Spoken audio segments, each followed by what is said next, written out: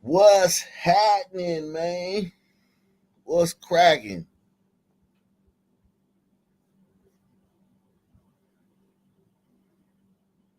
What's cracking? What's crack-a-lacking?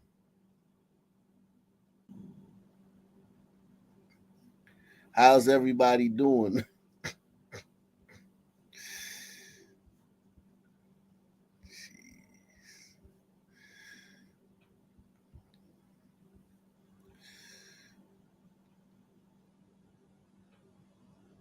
Bill Allen in the building, man.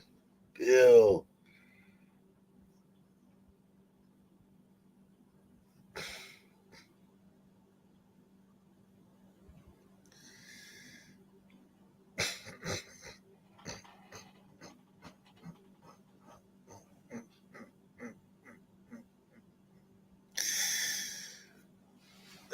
They need to stop with this stuff, man. What's cracking?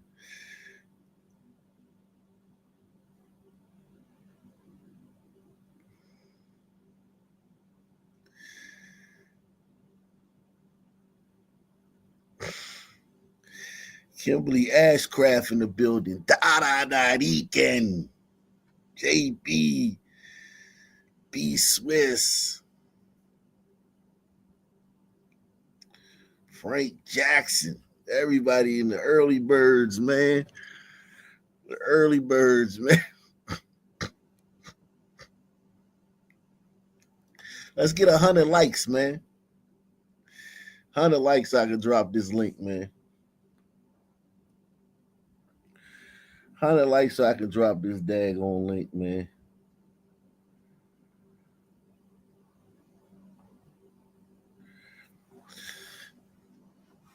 Tuscaloosa.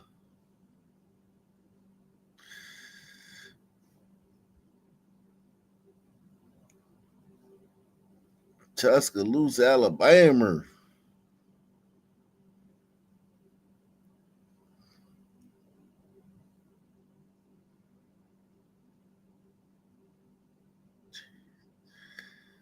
I'm out here. I was watching some food porn earlier, man. Food porn, man. Oh man. My wife threw away my steak today, man. I was mad as shit.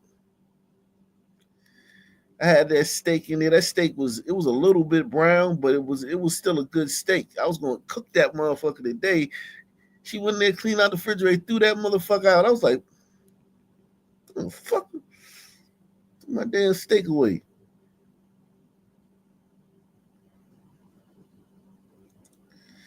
How dare you throw my steak away, man?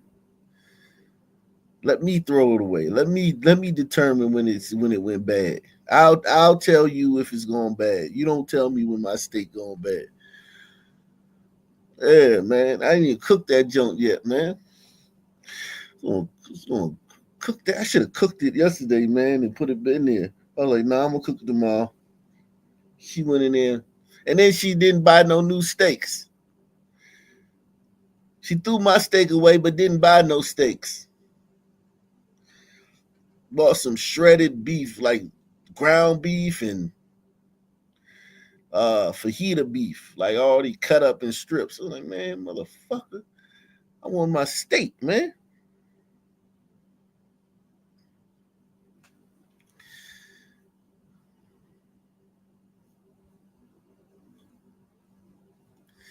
Yeah, they throw food away. Complain about yeah, man. Let me not get off on that, man. Man. Oh shit. Yeah. Yeah. Jesus Christ.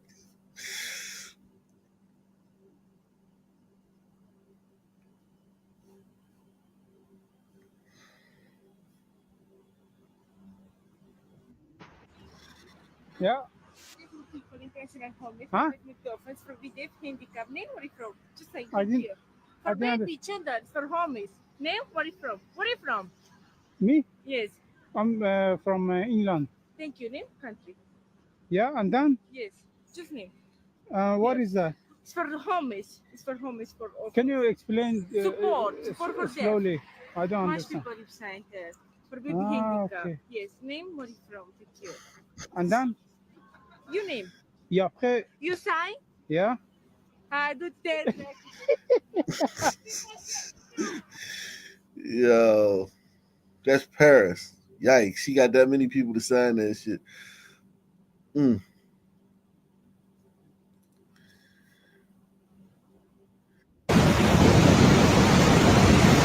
The caption on this picture says bravery or stupidity. I put white icity, man, caucasity. This is caucasity, man. Jeez.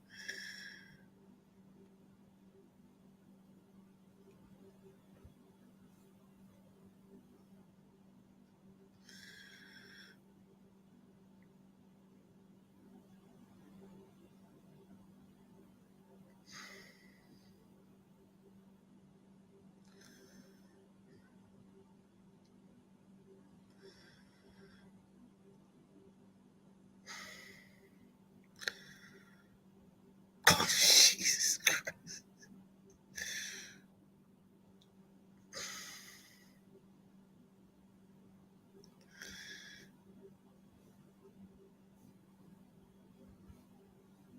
He just looked like a liberal.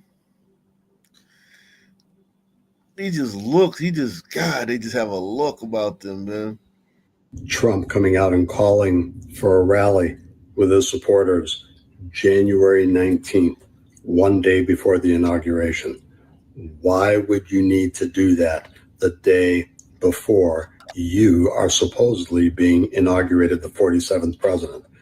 He wants those people here in town for when it becomes even more evident than it already is that under 14th Amendment, Section 3, he cannot be sworn in. He's done. He knows it. He's known it for a while. Only thing is, they're ready for you this time, dude.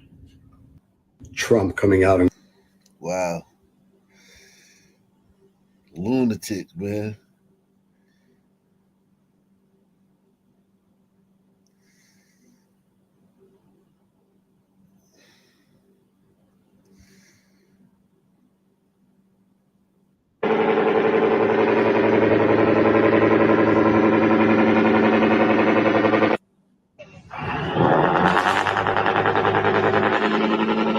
Jeez. Wow. Look at this. I remember back in 2011 after Shaka Smart led VCU to their first Final Four, and he was the hottest coaching prospect in America, college basketball, and a lot of teams wanted him. And VCU, their the brass at VCU wanted to keep him, and everybody at VCU wanted to keep him because we were so energized by our Final Four run. And they put together a package. They dug in their coffers and put together a package to try to keep Shaka Smart from going to another school, man. And the best they could come up with was $350,000 a year. And they had some other incentives that could make it more, but his base salary would be $350,000 a year. Fast forward 14 years later, the average VCU player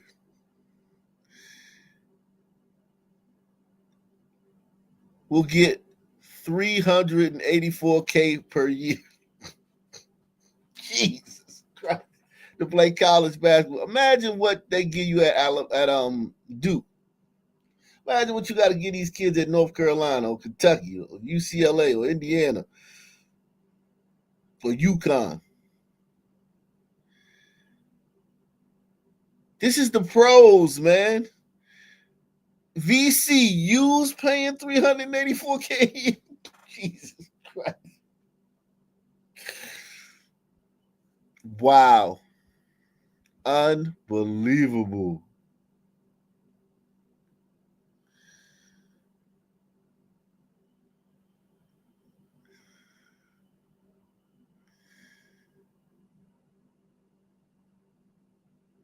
Wow. Jeez.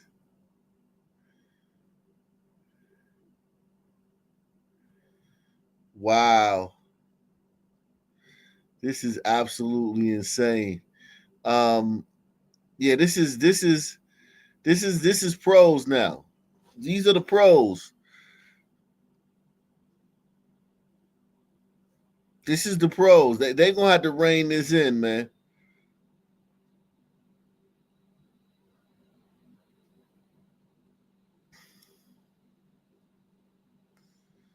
They're gonna have to rein this in, man.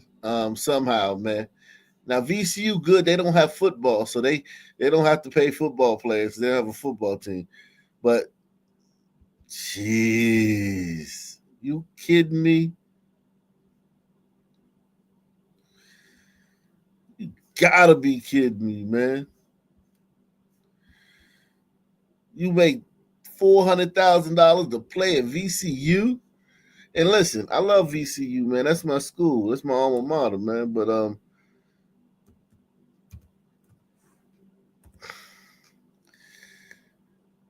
jeez.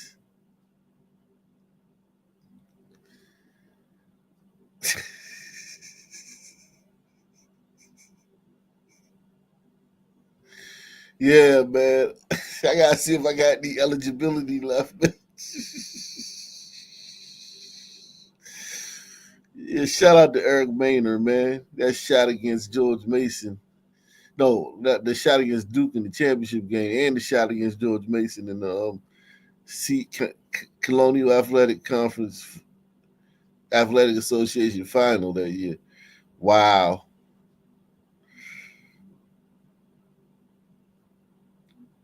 You know, next year he missed the shot against UCLA in the tournament. Wow. Unbelievable, man. Unbelievable. Yikes. Shout out to Joey Rodriguez, Bradford Burgess, Jamie Skeen, man. Ed Nixon. On all the guys, man, from that team, man. God damn, can't even remember all the names. Oh God.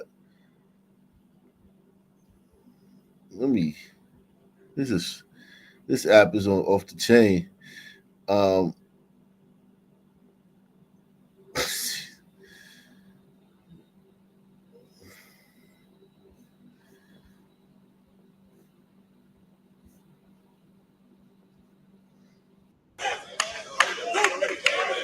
This is not Jesus. That's right. Did you hear what I just said?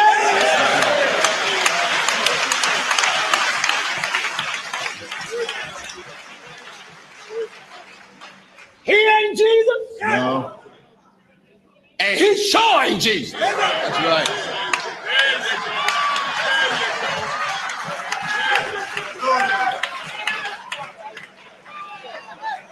That's not Jesus. Amen. Now, the Europeans took this. Yeah. Images. Oh, I'm going to hit hard. Oh, yeah.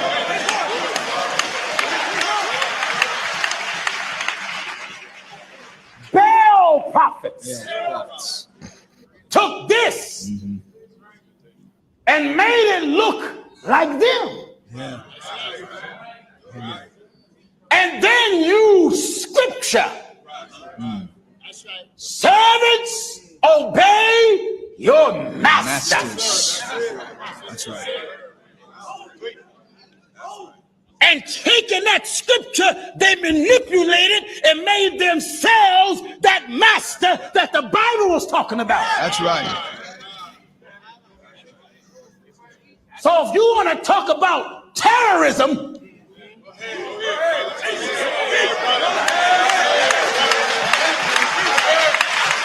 ahead. racism is terrorism. Amen. If you got me looking up to white people Go ahead. to think they are superior and look down at myself as a black man to teach me that I'm inferior, that is terrorism. Terrorism. Mm.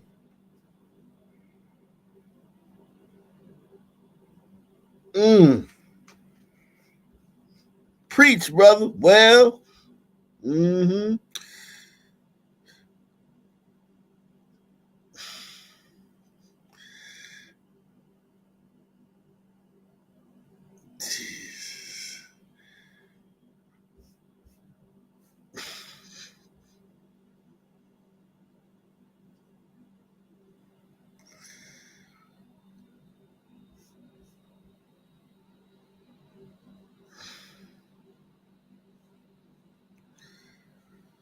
This was old. I think this happened a while ago. This is old.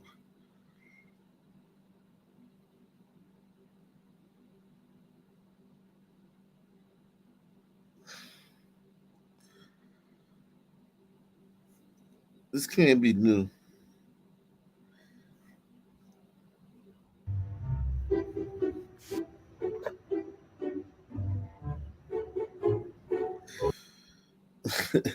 That can't be new, man. Let me see.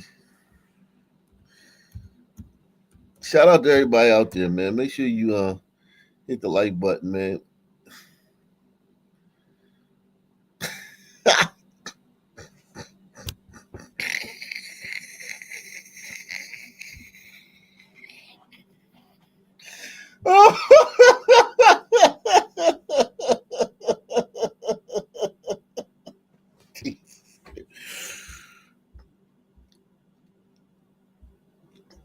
That's how everybody, that's how you should stand, man. Look how small their platform is, man.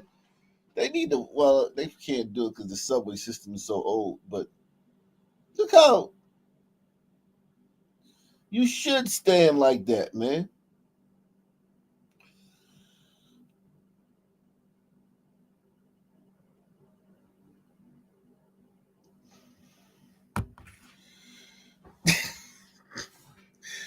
Yeah, man. If I ever went on the New York subway again, I would definitely stand like that. 1000%, man.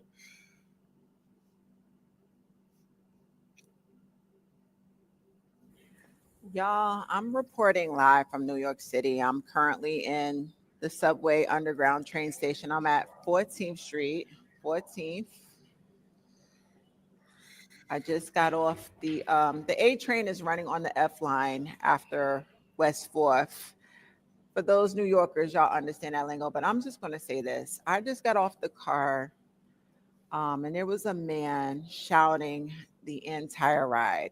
I'm coming from Brooklyn, getting off in New York, and he was screaming the entire ride out loud, you know, making racist comments and shit like that. And if y'all don't know, the shit is real on the subway cars. This shit is real. Motherfuckers, RDR. there's no police, no military around. Motherfuckers are allowed to snap on people, have outbursts. And I'm sympathetic to the mentally ill, no disrespect. God bless them all. But Where is the protection for the riders? Why should we have to sit there and endure this on our train ride, especially when they keep fucking increasing the prices of MTA? Where is our fucking money going? Where is the protection for riders? Why do we have to sit on the train and listen to motherfuckers shout or threaten us or make us feel, you know, unsafe? I don't like that shit. And I've been living here for 20 fucking years. So the shit that y'all seeing on the news in terms of NYC and the subways being unsafe, it's very real. This is an everyday occurrence where we got to sit there and feel triggered or unsafe because somebody is having a meltdown or they feel like yelling out loud and screaming and making us feel, you know. Yo, not only did she vote for Kamala, but if you voted for Trump, you can't even, like, that's a deal breaker. Like, you can't even talk to her if you voted for Trump. She ain't debating nothing. You're a racist. It just doesn't feel safe. As long as I've been living in New York, I've never felt this unsafe until recently. Okay. Get rid of the mayor and get somebody in here competent that will hire military and police to guard our trains again. Get rid of the cop, the mayor that was a cop, and bring in a blue-haired liberal. If they run a blue-haired liberal against Eric Adams, she'll vote for the blue-haired liberal.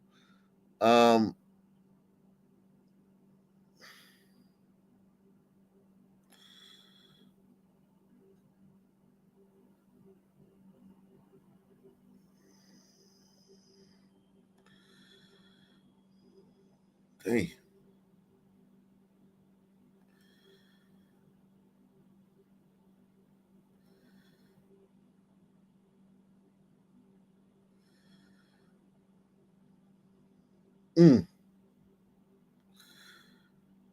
Hey.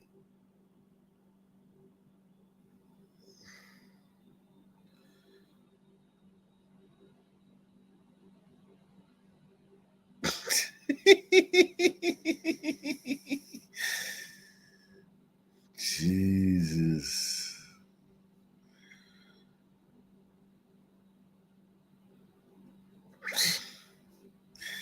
Let me get off this app, man. How many likes I got, man? Shout out to Kimberly Ashcraft, man. How many likes I got?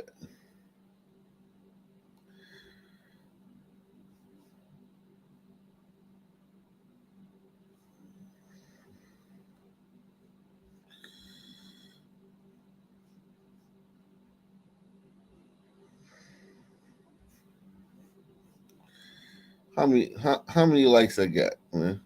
80, man. Let's get to 100, man, so I can drop the link, man.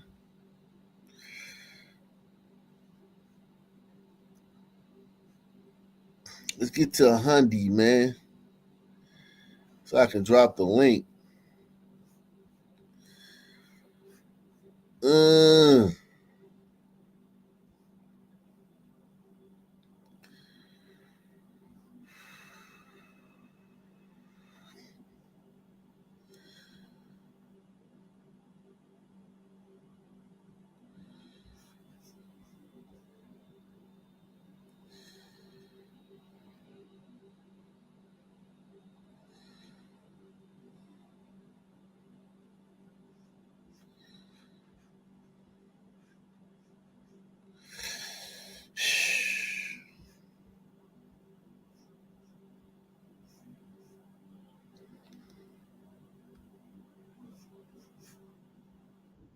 It's now time for Crime in the DMV, where we bring you the latest headlines from the week. Thank you so much for watching. I'm Sierra Fox. We start in Prince George's County. The family of a man gunned down on New Year's Eve is grieving tonight, and police need your help solving the murder case. Fox 5's Shamari Stone has the details. 27-year-old Michael Shipman Jr.'s father is grieving, demanding to know who killed his son and why. His son was sitting in an SUV around 8 o'clock last night at the Exxon gas station on the 7500 block of Landover Road. A woman was with him. Suddenly, someone came here to the SUV, opened fire, shooting Michael Shipman Jr. and the woman who was with him several times. He died on the scene.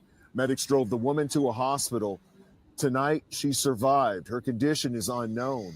Prince George's County Police roped off the area at the gas station while crime scene investigators collected evidence. You're now going to hear exclusively from Michael Shipman Jr.'s father. He says Michael had 2 sons, a daughter, and a child on the way. I just want to know why. I would just like to ask the person why, what happened that you would want to take my son's life. You talked to your son just an hour before he was murdered. What was his demeanor?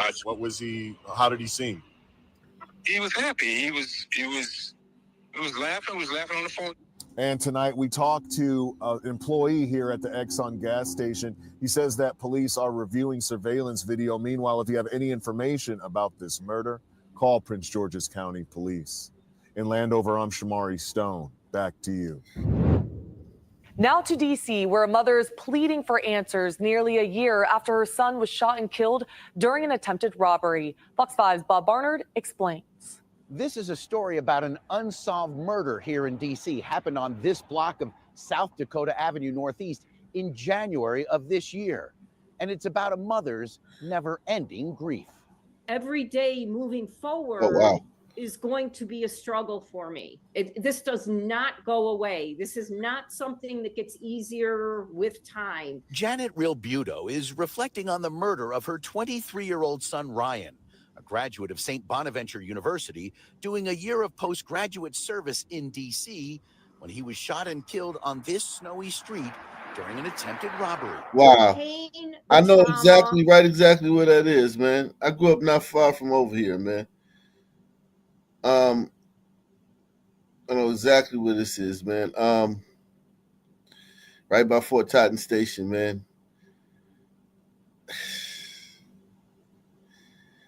That's sad, man. That white boy, they got hoods over here, and they got riffraff over here,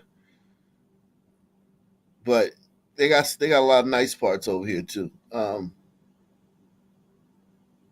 Been killed on this snowy street during an attempted robbery. The pain, the trauma, the horror of what goes on with the family members after somebody is so suddenly and brutally taken. No goodbyes, no nothing. Just like in a split second, he was gone. Ryan Real Budo was from upstate. See, having a frontal lobe, man. It sucks to have a frontal lobe, man.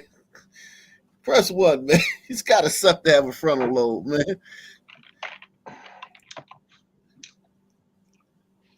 She thinking, she digging too deep into this. That's the gift of not having a frontal lobe. All this stuff doesn't wear you down. You can turn the page a little bit faster. You know what I mean?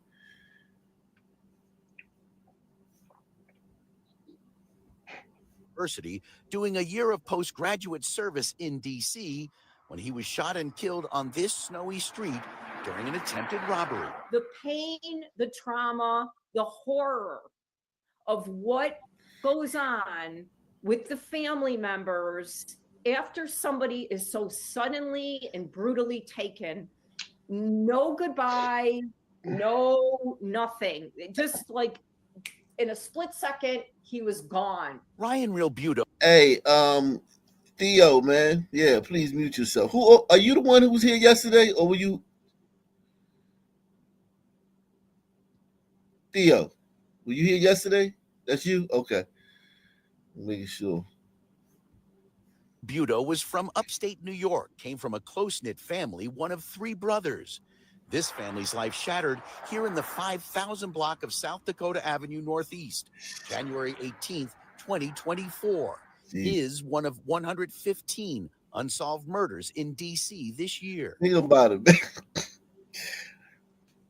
Crime was down. I'm talking about the murders were down like crazy last year in DC. They started enforcing the law.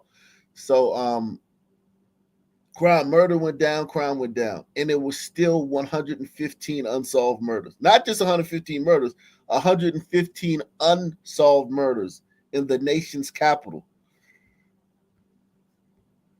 5,000 block of South Dakota Avenue Northeast, January 18th, 2024. His one of 115 unsolved murders in D.C. this year. Whoever did this has not been caught. There's been no justice. There's been no consequence. There's been nothing. And for my 23... I can tell you though what, man, Miss Rebuto, man, I hate to say this, man, but it was a Negro that killed your robbery right there, Michigan Park. It was 1,000% a Negro that killed your son.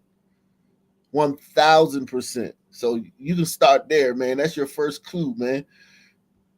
Consequence, there's been nothing. And for my 23-year-old beautiful son, he's in the ground. Ryan had attended a church service with two friends here at Immaculate Conception Catholic Church in Shaw. That's where I had my wedding. I promise you, I had my wedding at this church. This is where I was married at, this church right here. Something like that would more likely have happened over here. And over here, the Kennedy Playground, KDP. Something like that would more likely happen on this side of town, in the Shaw neighborhood.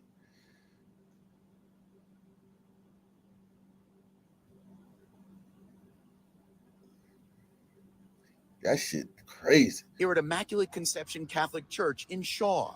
They'd taken a metro train to Fort Totten, decided to walk the rest of the way home because it was a beautiful snowy night. And this... What do y'all think about that, man? You guys want to chime in on that?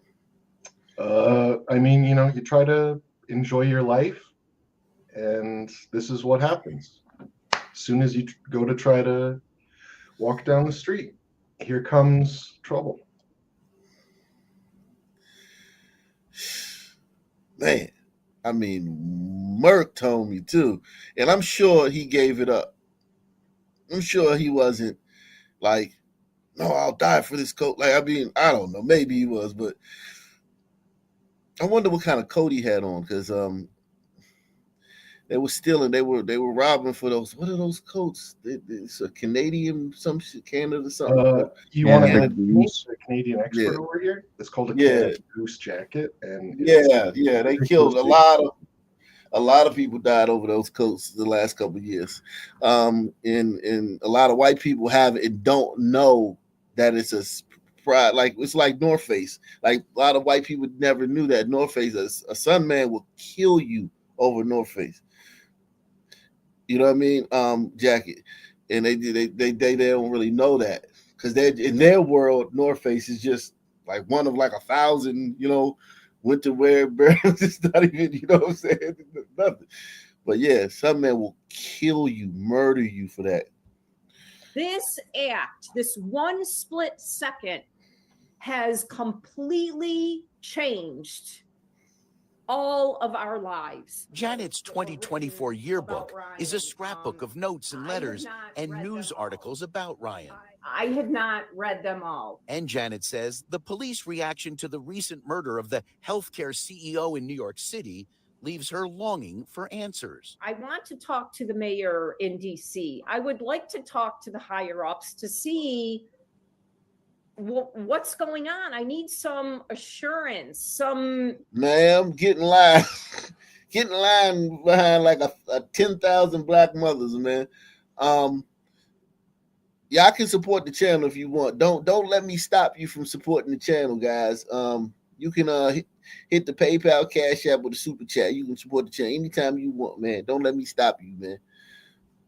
Damn, Kimberly Ashcraft, something you to look know. good. What's your number? This case is not just on the bottom of somebody's desk right now, that there's a network of people that are continuing to try to find. Now, this is privilege. Now, this is privilege right here. This is privilege. And listen, she deserves it. I mean, her son was not a pariah to the... Salute to Pamela Henderson, man. Her son wasn't a pariah. He wasn't, you know, he didn't have a negative net impact on the city. He had a positive net impact on the city. He probably paid his fare that night. They got on the train and rode to Fort Totten, they probably paid their fare. They probably one of the few people that paid their fare. And you know, he was working in the city. Sure, he was a good citizen. So she does deserve this, but you gotta get in line, baby.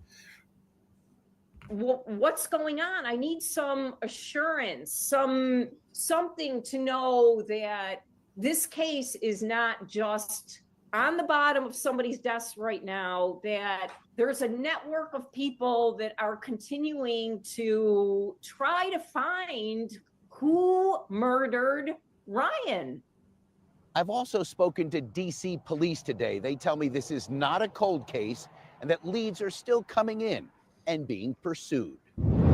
Staying in the district, a DC elected official is the latest victim of a car break-in, and the crime was caught on camera. Fox 5's Lily Zhang shares more. Commissioner Tricia Duncan says this area, Spring Valley, is not known for violent crime. That, of course, is a good thing. But she says neighbors have expressed concerns about car break-ins and theft. So it's basically not a lot of blacks live around there, but they use it as hunting ground. It's fertile hunting ground. That's basically what she meant when she said that. It's not a bad neighborhood, no blacks, but there's a lot of car break-ins. Blacks use this to go over here to break in your cars. And that leads are still coming in and being pursued. Staying in the district, a DC elected Fox 5's Lily Zhang have expressed concerns about car break-ins and theft. She experienced it herself nearly 2 weeks ago. This is video she shared with Fox 5. Duncan is the ANC 3D commissioner for 3D02. This is video captured by the cameras equipped on her car around 1:30 in the afternoon on December 20th. We confirmed with DC police today that a report has been filed for this incident. It happened on 49th and Van Ness in DC. Duncan says the person in the video got away with her purse. Yeah, do you know where 49th and Van Ness is? Like, if this stuff is happening up there, like that's literally like the only place that gliders have left west of 16th Street. And they're closing in. The Sunman has been closing in on their territory a lot lately, and especially hunting more up there, man. This is happening up there. That shit is crazy. Now, she tells us she normally would never leave it unattended in her car, but in this case, she did not anticipate being gone for very long. She only left her car for about 90 seconds, she says, before someone smashed the window and got away. She shared the video online this past weekend in hopes that someone will recognize him. I was extremely frustrated at first with myself. What is that nigga doing up there? Because this is the kind of theft that's the #1 theft in our neighborhood. We are extremely lucky not to have a lot of violent crime. We have had some carjackings, but they have significantly been reduced. But this is the biggest crime in our neighborhood. While Duncan says she has not coordinated this with police, she would like to set up some sort of cash reward for whoever can correctly identify this person responsible. In Maryland, a mother and father are devastated after their son was shot multiple times in Prince George's County. Police say he was a rideshare driver working at the time of the shooting.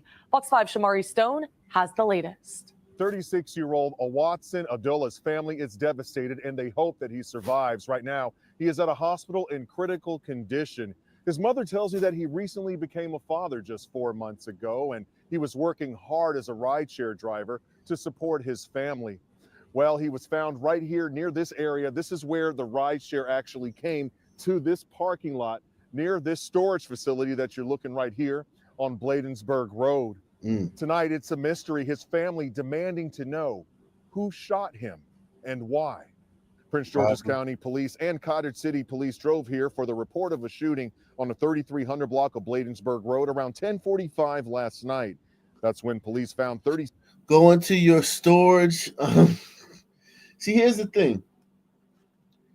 Most of these storage places are like off the road. They're secluded. They're not like visible from the street, really. They're not places like that. So, like, you could turn up in there. In a lot of these neighborhoods have people just cruising. Like, some men are just cruising for bruising. They could see you turn up in there, or they could just be driving around and see, like, some cars with a light on. They like investigate shit like that. Oh shit, somebody up in there. All right, then they go try to rob you, and then they end up killing you. So it's like, even though you know it's late at night, and you probably think I can just sneak over here to that. I wouldn't. I would only go to my storage space during the day, man. I used to do stuff like that, go at night, but I would only go during the day now, man. Because it's too many Sunmen cruising for a bruising in these cities, all these cities, just riding around looking for Vicks. I think the police call that prowling. Oh, okay, prowling, yeah. Yeah, it's very common, man. I mean, very, very common. You think that you just think nobody's watching. Oh, it's nobody outside. There's no Sunmen around. Nah, they just rode some Sunman, car full of Sunmen just rode past you. And they about to make a left and another left, and somebody about to hop out and fucking rob your ass. Shot him, and why? Prince George's County Police and Cottage City Police drove here for the report of a shooting on the 3300 block of Bladensburg Road around 10:45 last night. That's when police found 36-year-old Olawatson Adutula suffering with several gunshot wounds. Police say he was the rideshare driver and working at the time. Tonight, police are trying to find a suspect and motive in this case. Was Adutula targeted? So he was working at the time? What was he doing at his rideshare? Did he have like a trick or something? Like he had some little funky monkey that he was trying to get off the late night and take her over back there and do something strange, and she robbed him or something? I don't know. Targeted? Was this a robbery? Was the shooter a rideshare customer? These are some of the questions police are trying to answer as they investigate. Meanwhile, a law enforcement source who is close to this investigation tells me Olawatson Adutula was on the phone with a relative right before the shooting. The relative allegedly heard the suspect say, "Turn down the radio." And Adutula allegedly responded, "Please don't shoot me." Then the shots were fired. Crime scene investigators say that they recovered shell That was casings. probably a rider. That was probably a rider. Rideshare driver. From this parking lot. They're still investigating and urge anyone with information about this shooting to call Prince George's County Police. I'm Shamari Stone in Bladensburg. Back to you. In our nation's capital, violent crime was lower last year than back in 2023, but many are wondering if the city's residents feel the change. Fox 5's Bob Barnard is breaking down those numbers. It all depends on who you ask and in what part of the city. And if you've been a victim of a crime, the stats are just that. We spent part of the morning with DC police at a barricade situation on Wagner Street in Southeast. Eventually ended peacefully with one man arrested. And while here, talked to people in this neighborhood about the city's crime rates, down across the board in the year that just ended. That's a good thing. That's a good thing. But I wish it would stop, period. I know it's never going to do that. I think it's going back to a good place, but it's not there yet. So we'll see. Here are the numbers from DC police. There were 190 homicides in DC in 2024, down from 274 in 2023. So they had 190 homicides and 115 of them went unsolved. And that's just normal nationwide. That's a normal number. Every city, man. Maybe more than half of your murders go unsolved. Think about me fucking serial killers you got walking around these cities, man. For comparison's sake, there were 166 murders in the city the year before the pandemic. Total violent crime last year was down 35%. Property crimes down 11% here in the nation's capital. I'm not going to even lie about that. No, I don't feel like crime is down in my area. Not at all. And just a few days ago, I found both of my mom's and my car side doors very slightly propped open, and someone had been rummaging through the cars in the middle of the night. And it doesn't stop people with the cams. People are just feels like you're always being preyed on. DC police tell us armed carjackings were down 53% last year. Robberies down 39%. So DC residents should know that we took their calls to action seriously. But officials, including Brooke Pinto, chair of the DC Council's Committee on the Judiciary and Public Safety, will tell you one violent crime is one too many. And that's why she helped to shepherd the Secure DC legislation into law last year. There is still far too much This bitch was woke for fucking years and fucking put all these bills around to fucking coddle Sunman criminals. And then when she saw that the wind, the tea leaves had changed and the wind was blowing the other way, she proposed a bill to enforce the law. And now she wants fucking credit for it. She wants to be a champion as some kind of fucking crime fighter. When, bitch, you're the reason all the fucking woke laws and all the fucking rollbacks on the regular laws happen, bitch, because of you. So fuck you, bitch. You should be in prison. Hundreds of, 500, 600 people died unnecessarily in DC in the last 10 years because of whores like this. And now she wants to be fucking congratulated for releasing the chains on the police, releasing the handcuffs on the police. Armed carjackings were down 53% last year. Robberies down 39%. So DC residents should know that we took their calls to action seriously. But officials, including Brooke Pinto, chair of the DC Council's Committee on the Judiciary and Public Safety, will tell you one violent crime is one too many. And that's why she helped to shepherd the Secure DC legislation into law last year. There is still far too much crime, especially gun violence in our city. We are never going to accept a life lost to gun violence in DC. We're going to be really focused on doubling down on the efforts that we know are effective with our police, with our prosecutors, and with our community supports and violence prevention, as well as partnering with our schools and communities to keep everybody safe. But there is much more work to be done, and I'm excited. Fuck you, bitch.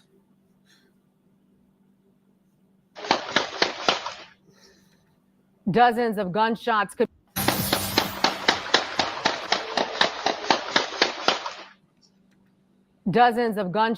be heard outside of a Florida City home Saturday night when a 13-year-old boy was sadly shot and killed.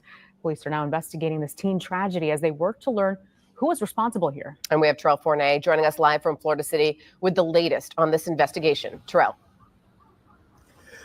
And we have actually learned that there were two young people who were hit by gunfire when the shooting happened. That crime played out just a few blocks away from here, but at this point where we are in this neighborhood, this is where loved ones will soon gather for a vigil to honor the 13-year-old who was killed in this tragedy. Police are still searching for the person or people who pulled the trigger.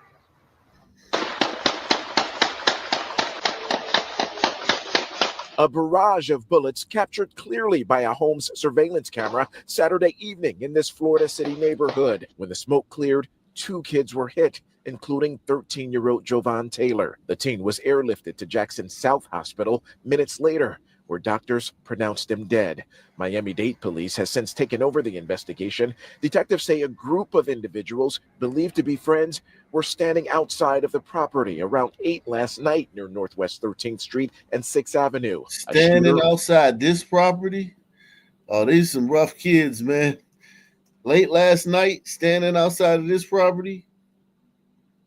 And some people that, that little kid, RIP to him.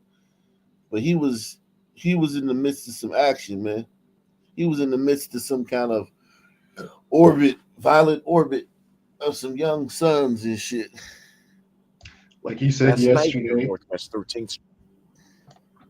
It's 1 o'clock in the morning. Where the F is your seat at? Yeah.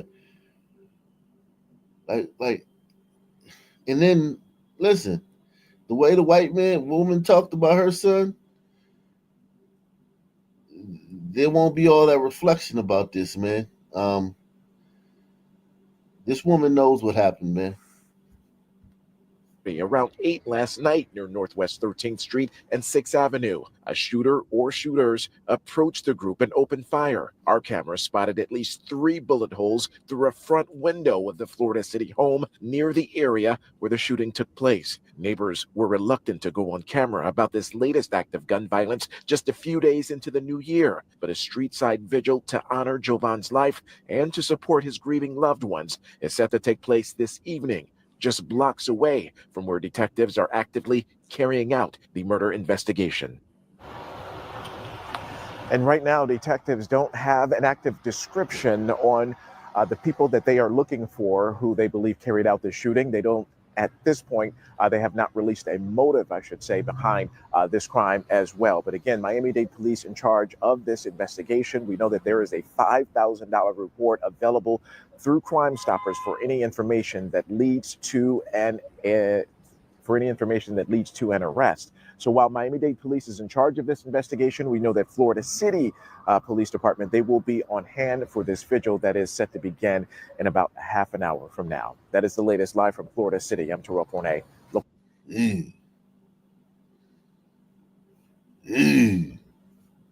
13-year-old killed, man. First tonight, family, friends, and the community gathered in Florida City to honor the life of 13-year-old Javon Taylor, affectionately known as Wooda, who was killed in a shooting that... Wooda! He's definitely a hood book. Wooda with the Tuda. It kind of looks like it could be you when you were little. Yeah, it could be. Yeah, he kind of do. But he... This little motherfucker looked like he was hell on wheels, though. Buddha. that also hospitalized another child. Family members are begging for people to come forward with information. Thank you for joining us tonight. I'm Elliot Rodriguez. And I'm Lauren Pastrana. CBS News Miami's Chelsea Jones is at Miami-Dade Police Headquarters with how the 13-year-old is being remembered tonight. The street in front of his home was filled with a sea of support, family, friends, and everyone in between, really struggling to come to terms with the new reality that Wooda is gone. Oh, no, my nephew! My nephew! Pain screams sweeping people off their feet.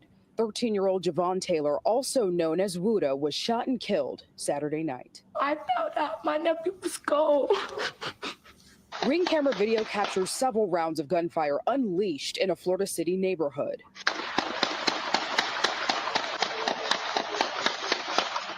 Yo, they like clapping at them niggas, man. God damn, man.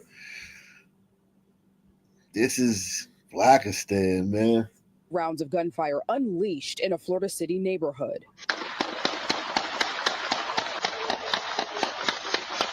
Crime scene tape and police lights filled the streets following the gunfire as Florida City police responded to the scene here along Northwest 6th Avenue. So you responded with the engine reference a person shot 1329 Northwest 6th Avenue. Police say a group of juveniles were standing outside of a home when shots were fired into the group.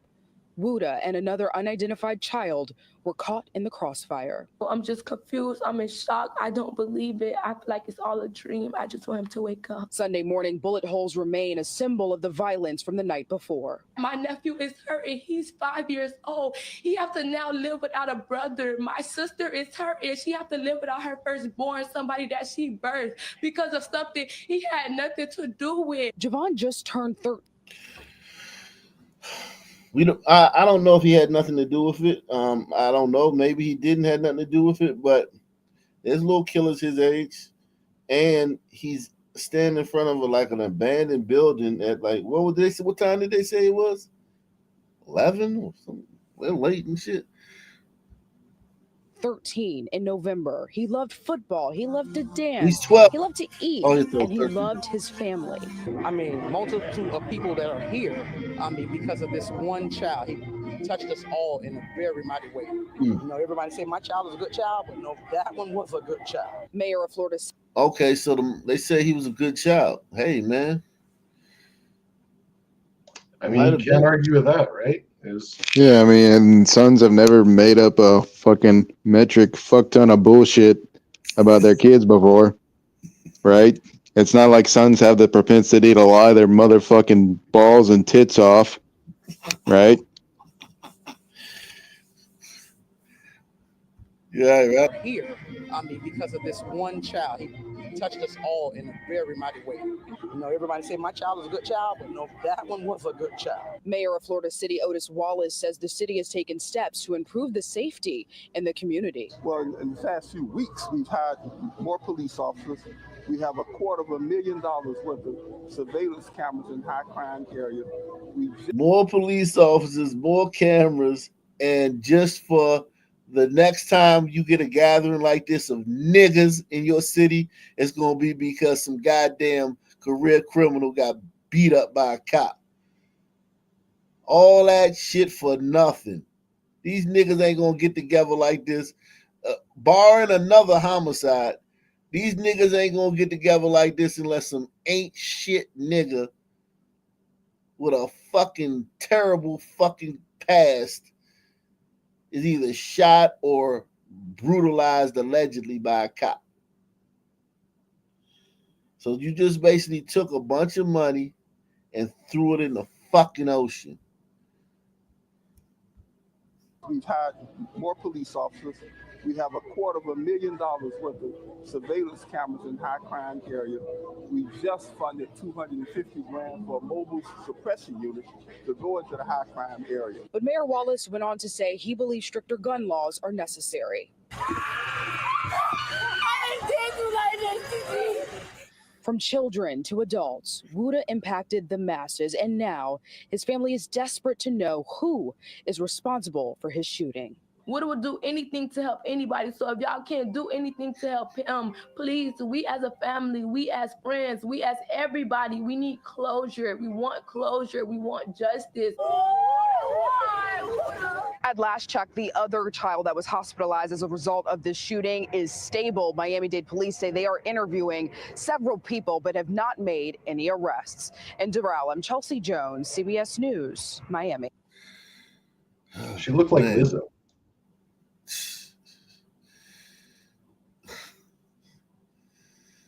Oh man.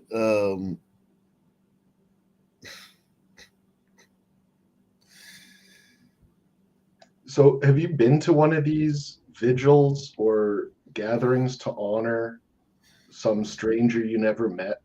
No, not some strange. No, those are people that know. Usually it's people that know the person. I haven't been the one with somebody I haven't known. No.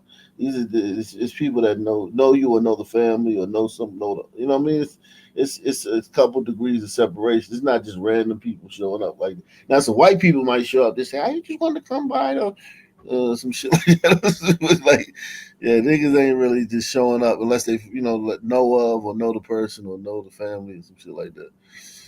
We're getting a look at the suspected gunman. Police say. Yeah, I mean, like you got people know, like it's a big. These black people know a lot of black people, man. It's like a lot of people show and they show up for shit like this too. Like this is the type of shit that they'll show up for. This is they March. get to emote and be the center of attention. Yeah, vigils and shit like that. Yeah. We're getting a look at the suspected gunman. Police say shot a 17-year-old boy near a Fort Greene school this morning. News 12's Shakti Dennis has more details. The first day back in school from the holidays turned into a nightmare for a 17-year-old student of Dr. Susan McKinney Secondary School of the Arts. Police say the teen was shot in the stomach just before 8:30 a.m. This world is going crazy. It's really, really crazy. A source close to the school tells us the victim was on his way to class when he was shot. He managed to run about 200 feet to the school's entrance and got help from school safety agents. He was then rushed to the hospital in stable condition. When we got here this morning and we saw all the police vehicles and stuff out here, at first we didn't know what happened. This woman, who wanted to stay anonymous, said she found out about the shooting after dropping off her 14-year-old grandson to school. Then he texted me to say that someone got shot and I was worried for his safety. Staff and students were ordered to shelter in place briefly in the morning. All day I was still worried about him. In a statement, the Department of Education called the incident deeply concerning and praised a quick response from school staff and safety agents. They also sent additional support to help students cope. Residents here in Fort Greene say they too are rattled by the violence. Doesn't really happen much in this neighborhood, and that's really upsetting. It definitely keeps me eyes open and, alert. Police are still searching for the suspect. They said he was wearing a black North Face jacket, and sources tell us he's also a teen. Oh, that narrows it down. Thank you. Fucking retard. An update to the teens on bikes who've been menacing Long Island drivers. Yeah, it's a story that we've been telling you about for years now. Now, though, it appears they turned violent. Yeah, News 12's Kevin Vesey spoke with someone who described his frightening encounter. They're menacing. That's what they're doing. They're menacing the streets. This video shows a large group of teenagers on bicycles taking over Charles Lindbergh Boulevard in Uniondale. Lenny Spiro says one of them threw a brick at the car he was driving, leaving behind dents and scratches. They're staying in the street. They're making you move out of the way for them. It's unbelievable. And it's not the first time we've told you about large groups of teens wreaking havoc in Long Island communities. Earlier this week, we showed you this video from Merrick of teenagers riding in the street, playing chicken with cars. Saw it on News 12 and I said, well, that's real strange because one of those kids threw a brick and hit the side of the car. Teens were also responsible for breaking fences in Merrick and in Babylon back in 2023. In response to the recent street takeovers, a Nassau police spokesperson wrote, "We are aware of these types of incidents. They typically occur in the warmer months, but whenever they are reported to us, we will respond and take enforcement action." Police say, salute to Just G's, man. Shout out to you, Just G's. Salute to my man, the Great White Hope, man. He says, Happy New Year, everyone. Please be safe. Thanks, God bless. Tell Wicked to check out my man, Adam Green. Agreed on his thoughts regarding mainstream religious last episode covering Palestine. Also check out Jared Taylor. Yeah, we love Jared Taylor. Jared Taylor's a friend of the chat. But I don't know who Adam Green is. I gotta look that Adam up. Green runs a channel. It's called No More News. KNOW, No More News. He mostly talks about Abrahamic religions, and it's a lot of really good information. You can find it on Rumble. Oh wow. So yeah, Wicked, man. Police say Spiro reported the brick throwing incident, but he did not want to press charges. The police filed a report, and I don't know if, through their social media stuff, if they could just, crack down on this somehow. Jesus Christ. Well, a police spokesperson says they are working to crack down on this. In fact, police say a 13-year-old boy was arrested on Monday for allegedly riding his bike inside the Roosevelt Field Mall. But police also said there was a large group of teenagers riding their bikes inside the mall that day. And Antoinette, only one of them was arrested. Can create a very dangerous situation with those bikes. Thank you, Kevin, for that report. I saw a video just today of, I don't know if this is the same city or whatever, but this guy, I guess, got pissed off or had enough or lost his patience. So he was driving through this pack of bikes. We're getting a look. Swerving all crazy and, kids trying to get out of the way.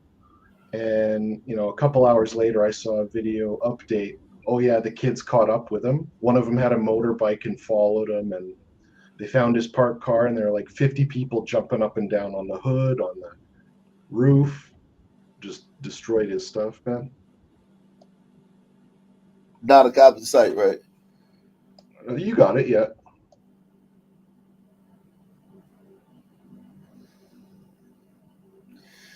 It's tough, man. All these places need to hire more cops, but then they gotta, under no circumstances can you fucking fall for the same BLM bullshit and do the same protesting. If a motherfucking son, man, have a bad experience with a cop, man, everyone here knows that he had something to do with it greatly. And a normal person with a normal IQ and a normal frontal lobe wouldn't have had that same issue with that cop. I think this is a tricky problem because, like, there are, not just teenagers who engage in this behavior. Like sometimes, I think it's like an annual tradition in my city. There's a mass bike ride that happens. Like people who like to ride bikes on the street, you're allowed to do it. So they just group up, and it's like a show of force, or like just basically trying to tell people, we're allowed to use the road.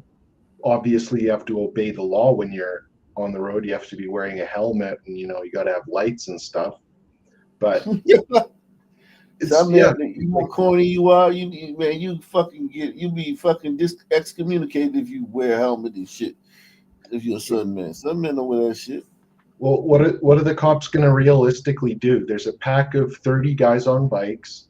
You pick off one of them. Okay, you're not wearing a helmet. You're getting a ticket. 29 other guys go riding by. You wouldn't be able to get that one guy though. If there was 30 of them, you wouldn't be able to get that one guy. Well, then what's the solution? I mean, obviously these kids are out here, The solution is, it's a lot of cities, they impound the bikes for 30 days or something. Like, we'll take your bike and you can't get it for 30 days or some. No, man, you gotta fucking throw these guys in fucking jail for fucking 6 months if they caught doing that shit. And then next time, throw them in the jail for a year. Well, what's the actual charge? Whatever, create one. Reasonable punishments don't work with some people. It just doesn't. You have to be like over the top with it, man. You got to be firm and consistent. Like, you got to be consistent. Like, the white glider society is so complex. Like, we could do the same crime in different areas, and you could get probation, and I could get 10 years. Like, suddenly we only understand consistency. We don't understand nuance and intricacy, and so it's like this crime is very hard to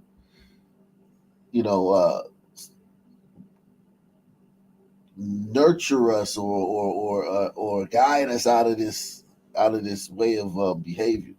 We're getting a look at the suspected gunman police say shot a 17-year-old boy. Okay, so that's the one.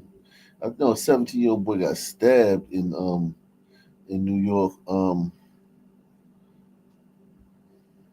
Ocean Hill are on high alert as police continue to look for a man wanted in connection to an attempted rape in the neighborhood. News 12's Karina Gary is at the intersection of Herkimer Street and Saratoga Avenue. Now, Karina, you've talked to neighbors. How are they feeling?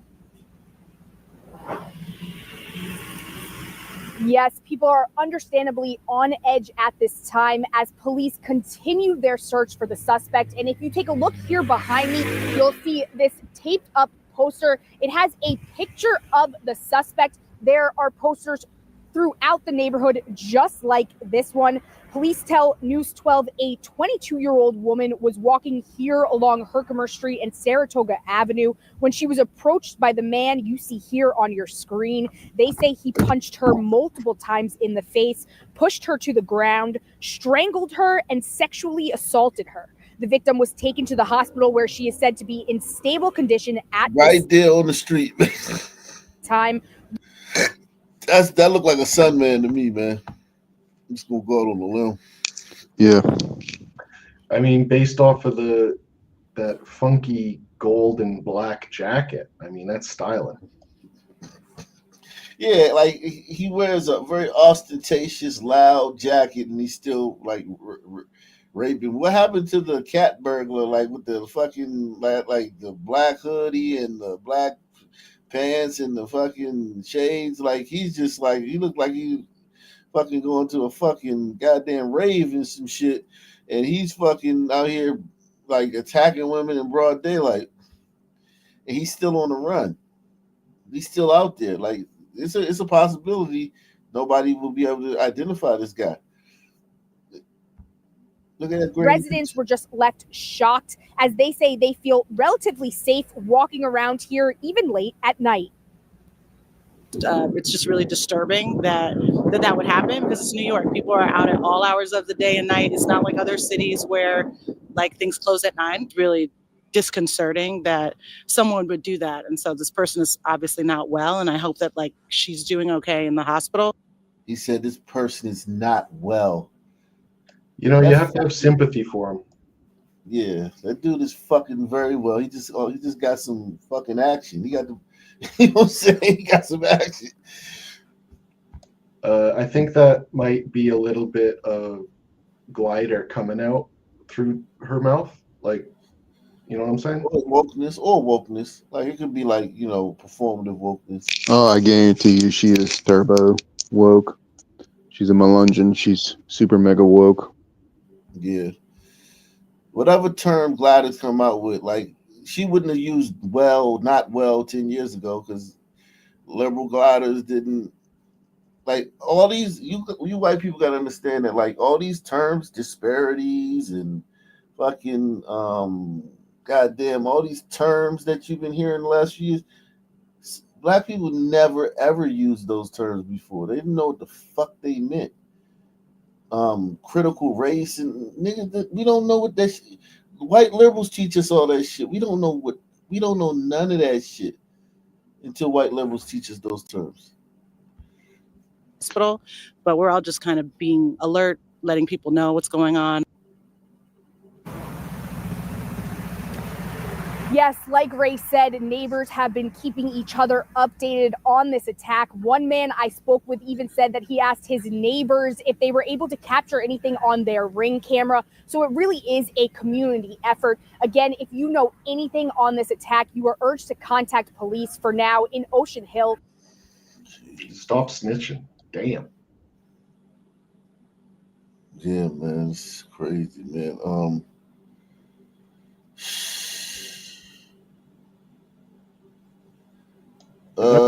To New York, is that attitude still alive? Like, stop snitching? To a horrifying. Oh yeah, stop snitching is always gonna be alive, man. Even though, they're gonna like you catch a group of them together, they're all gonna snitch on each other. We begin today with a story that sparked outrage. I went to Columbus, Ohio, where a young college student's life came to a horrifying end. 21-year-old Reagan Tokes had just left her shift at a restaurant. She had no idea that she was heading into the arms of a monster. And it was a tragedy that was completely avoidable. Only minutes after 21-year-old Reagan Tokes walked out of Bodega Restaurant where she worked as a waitress, her father knew something was wrong. She told me she would call me. The phone call never came. I was actually frantically trying to get a hold of her that evening until about 2 a.m. But Toby would never talk to his daughter again. And instead of planning her upcoming college graduation, her family would soon be planning her funeral. In my opinion, there's not enough justice for what happened to Reagan. Growing up, there was never a doubt where Reagan Tokes would go to college. She wanted to go to the Ohio State University. That was the only place she wanted to go. She looked at me and she was like, "Mom, this is the school I want, and don't worry, I'm going to get in." Reagan was right. She was admitted into the pre-med program there. She had excellent grades. The summer before Reagan started college, a job opportunity took the Tokes family from Ohio to Parkland, Florida. Reagan didn't make the move with mom and dad and sister Mackenzie. There was no point for her to move just to go right back to Ohio. Despite the distance, Reagan spent her college years in constant contact with her parents. I always considered myself very lucky that she wanted to talk to me every day. So the one night Reagan didn't call when she said she would, her parents were up half the night trying to reach her. I knew that night something was wrong. I told Lisa that I was concerned.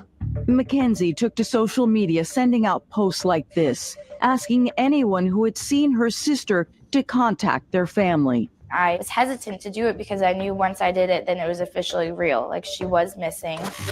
But before searches could even begin, Reagan's parents get the phone call no parent should ever have to answer. They found her at a Metro Park at about 12 noon that day. Reagan Toke's nude body found about 2 miles from her work, shot twice in the head. To even wrap your head around hearing what they were telling us, it was like you were having an out-of-body experience. Man, these stories are fucking tough, man. Jeez. Who you think did this, man, guys?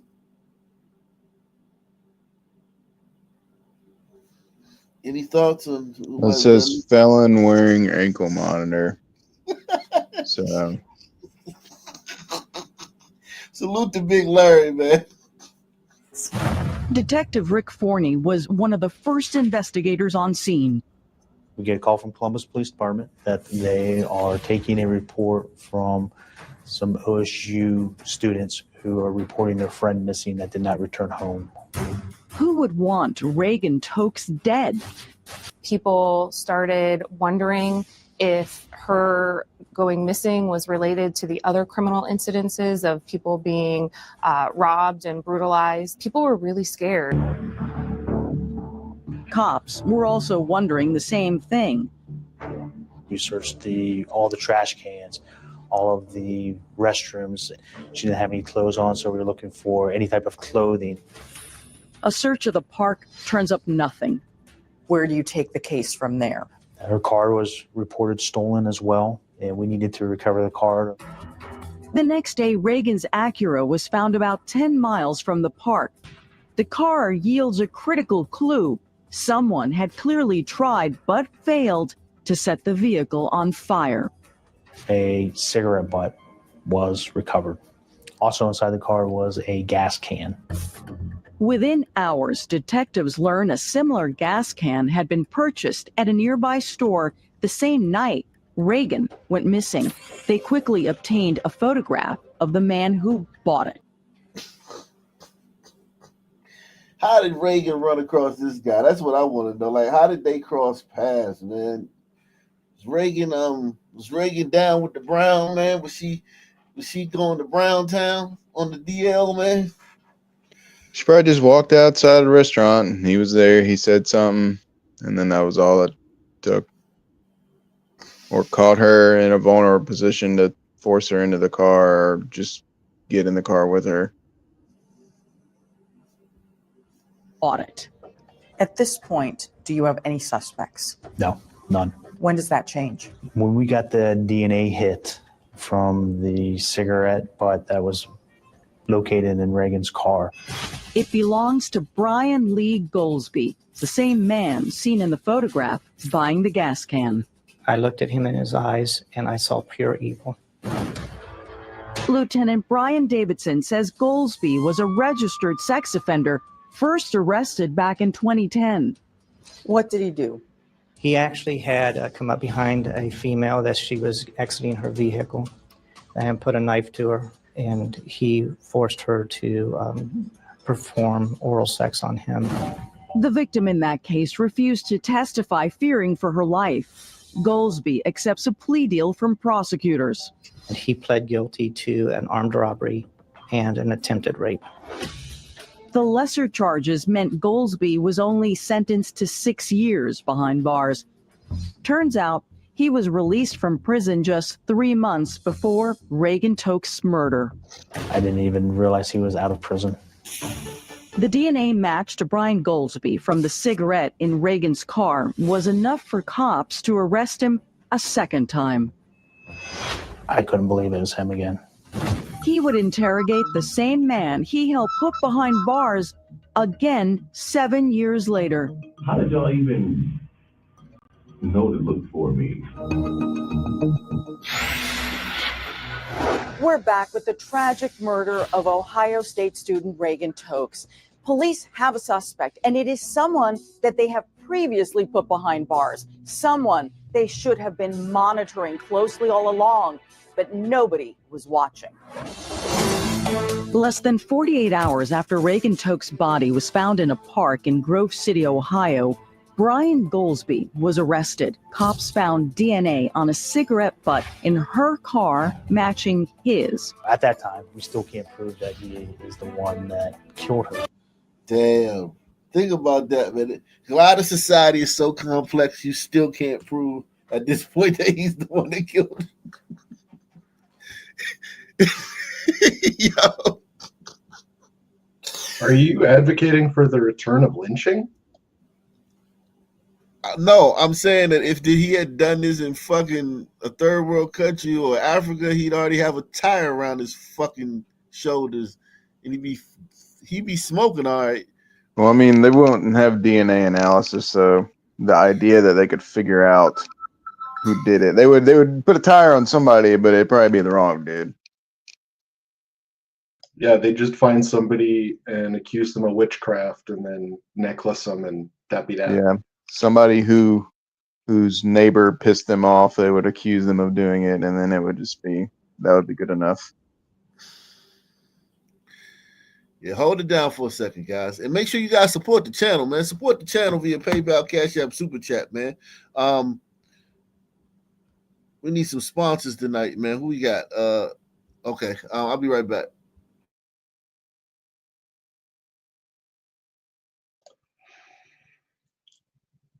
Yeah, that was a depressing story, for sure.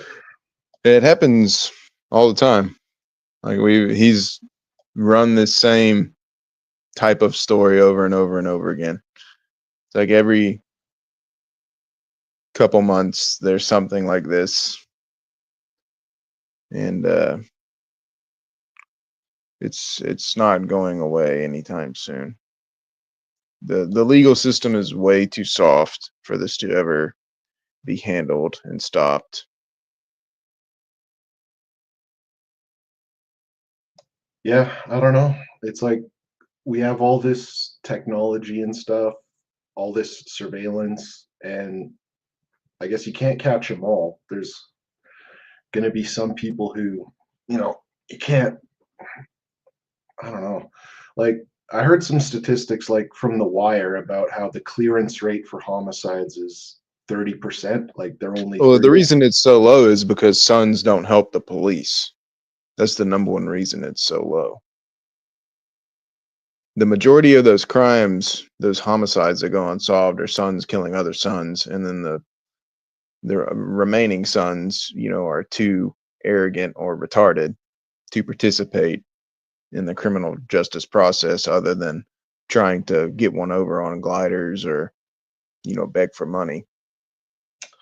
Yeah, I mean, it's tragic. Like, if people were willing to turn in their friends or family because they know they did wrong, I mean, that's the way it should be. Why are they so unwilling to do it? It's like they're told over and over that the cops are out to get you. They're gonna, they're your enemy. It's really not the cops, it's white people. Like their hatred is directed towards, like, even like sons are so degenerate that they take concepts that are easily agreeable to like your normal psyche, and they will hate it because it's something that gliders also advocate for. You understand what I'm saying? Like, killing somebody is wrong. The fact that gliders hold that position, that alone is enough for a lot of sons to disagree with that and therefore not participate in the way they need to. Like, they're that hate-filled. Yeah, it's so juvenile. It's like, you're my enemy, therefore I want to be the opposite of you in every way possible. So, you advocate for education, I'll be anti-education. You advocate for,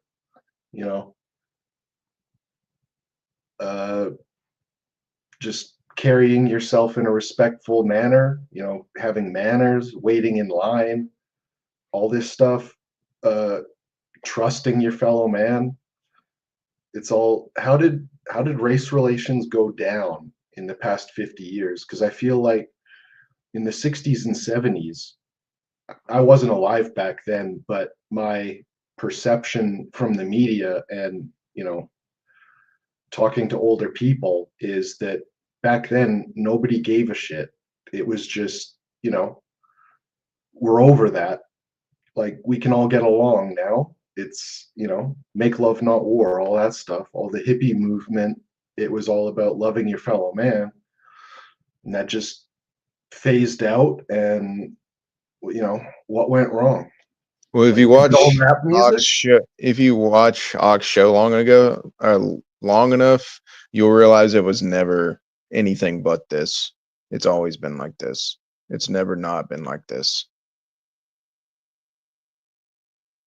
That whole Sons were the model ones, and the whites were all degenerates, and son marriage and blah blah. I think that's all horseshit. I think the murder rate in their communities has always been way higher. The rapes, the scamming, it's always been like this. Well, higher than what? Is it worse today than it was back then? Because, Well, I mean, it's difficult to say because they didn't keep data in the same way, and they couldn't have all these different metrics to go off of. And solving crimes and pursuing forensics and whatever was very, very rudimentary. Because I've heard some stuff from Thomas Sowell about how the Black family used to be more together. It was, majority double parent household prior to the 60s. And then I guess whether you want to attribute it to the introduction of the welfare state that rewarded mothers who did not have another parent to support their children, the state would give them extra money. So maybe that created an incentive to where, kids don't have a positive male role model in the house. They never learn how to act. They don't get discipline. They're just running wild, basically. So I still believe that things have gotten worse. I mean, maybe the Black community has always been more violent, for whatever reason. It may be true. I'm not going to say it's just because they Black, but I really believe that things have gone downhill over time, and that's just a product or a function of time. If things stay the same, you're doing pretty good. So what does Lyndon B. Johnson have to do with the murder and rape rates in Africa? Well, it doesn't have to do with the murder rates in Africa. I'm talking about African Americans, but I mean, but why is it so high in Africa? Because they poor? I don't know. Because they got DNA. Yo, they done got their DNA. Deluxe 247, aka Cal Ripken, aka the real MVP, coming through once again. Salute to you guys for holding it down, man. But he was in that car at some point. The registered sex offender was well known to investigators. Goldsby served 6 years in prison after pleading guilty to armed robbery and attempted rape. He likely would have received a longer sentence, but the victim wouldn't testify in court. She was scared. She didn't know what else he would be capable of. 7 years later, Lieutenant Davidson is questioning the convicted sex offender again, this time about Reagan Tokes. You're here because we have a pretty good amount of evidence on what happened. Oh, how did y'all even know to look for me? DNA from the car. Right away, Goldsby admits he was in Reagan's car the night she was killed. What was her reaction when he got in the car with her? Okay, and you told her you wanted what? Because she didn't have any cash on her, Goldsby forced Reagan to drive to several ATMs attempting to make withdrawals. You're not that intimidating. How'd you keep her there? How? I said all I wanted was the money and everything would be all right. Goldsby first claims after getting $60 from the ATM, he forces Reagan to drive to the park. Once there, he orders her out of the car, makes her undress, then leaves her in the field. Did you have sex with her? No. You sure? That's when detectives tell Goldsby DNA found on Reagan's body is being tested. Any of your DNA going to be any fatal response? No. Then, in a stunner, Goldsby tells detectives he was forced by gunpoint to rob and sexually assault Reagan Tokes. And yo, there's some gliders that would believe that. Like Kamala voters, they would believe that. Oh yeah. Innocence Project, they would believe that. He could say anything. It's like this ability to pull excuses out of your fucking ass at nonstop is like a genetic lack of empathy. Like at no point in this equation is it ever cross his mind like, damn, maybe she was scared. Maybe she didn't want to die. All he's thinking is, how the fuck do my dick is just my dick, and that's it. He never thought at any point in this equation, even now, he's in my dick. How do I get out of here and do something with my dick? Now, right now, he's saying, God, if you let me out of this, I'll never do nothing with my dick. Yeah. God, please help me, God. That's when detectives tell Goldsby DNA found on Reagan's body is being tested. Any of your DNA going to be any fatal response? No. Then, in a stunner, Goldsby tells detectives he was forced by gunpoint to rob and sexually assault Reagan Tokes, saying there was a second person with him that night. The detective allowing him to think he believes the story. The plan worked. Where's your clothes at? They're in the alley at Wood. And her cell phone? Door phone. Where you found it? And some bushes. He even pointed them right to the murder weapon. The gun was inside of the storm sewer. We found 2 spent casings.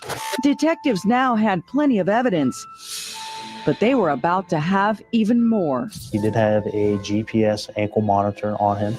You heard that right. At the time of Reagan Tokes' murder, Brian Goldsby was wearing a court-ordered GPS.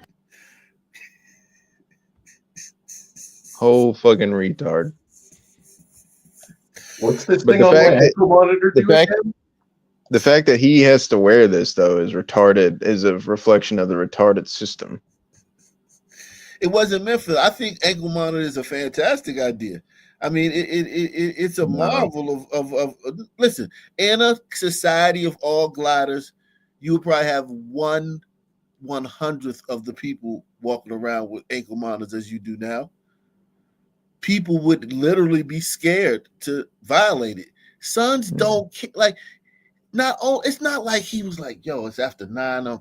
My curfews, I got to be in the house at 9, but I'm really, really hungry.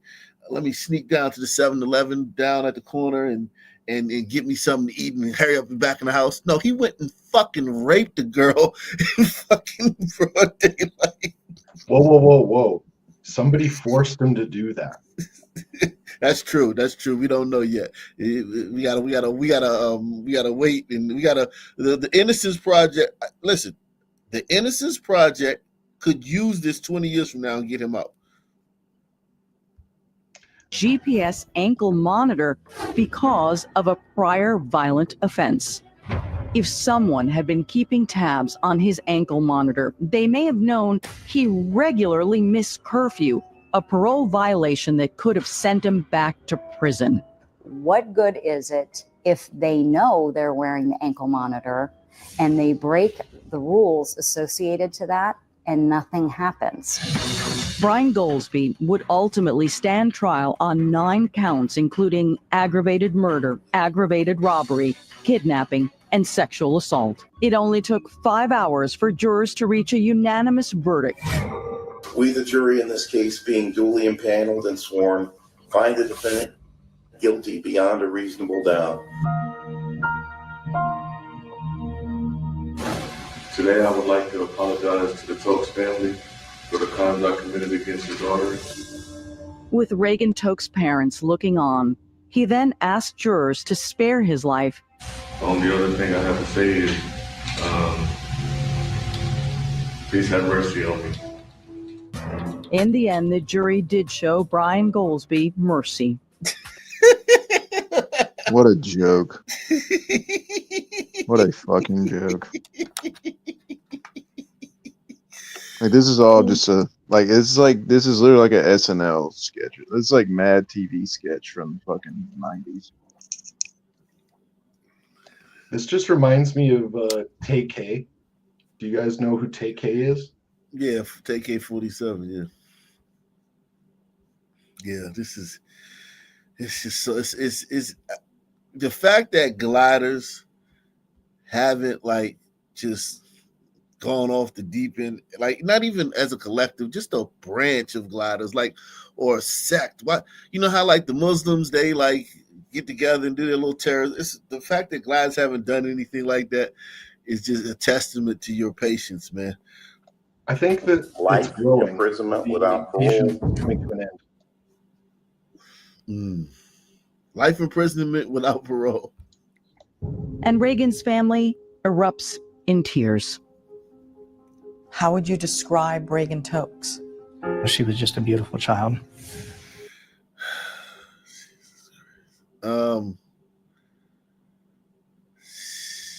Jesus Christ. This also reminds me a lot of Idiocracy.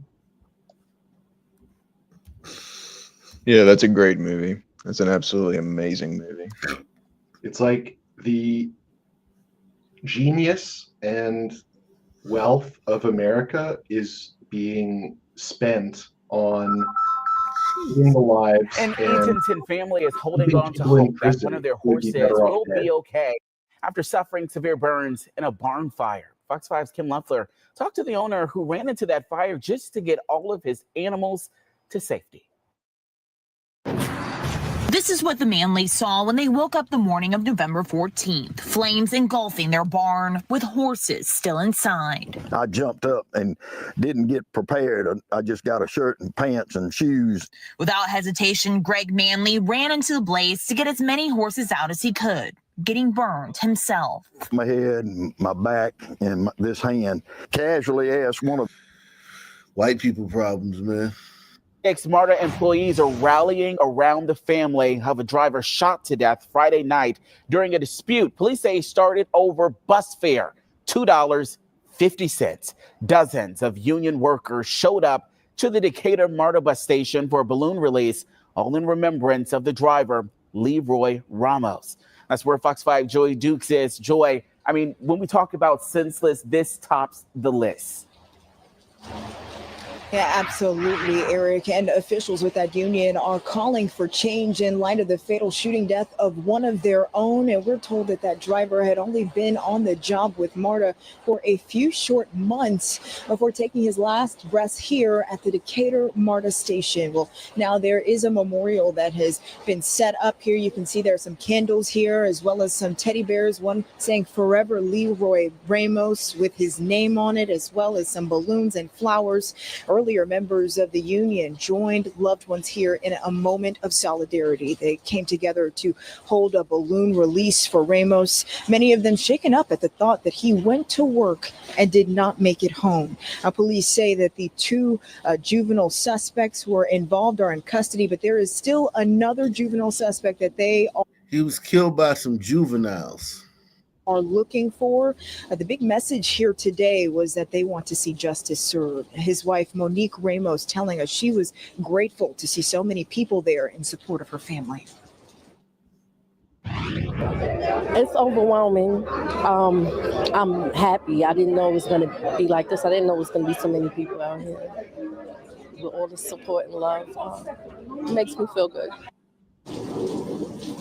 Union members say driver safety has been a concern for years, and they want to see MARTA advocate for stricter punishment of individuals that are assaulting drivers. They want to see some laws created at the state level, and they also want to see security officers or police officers on buses that are deemed high-risk routes. Now, of course, we'll have basically roll back everything we asked for 4 years ago.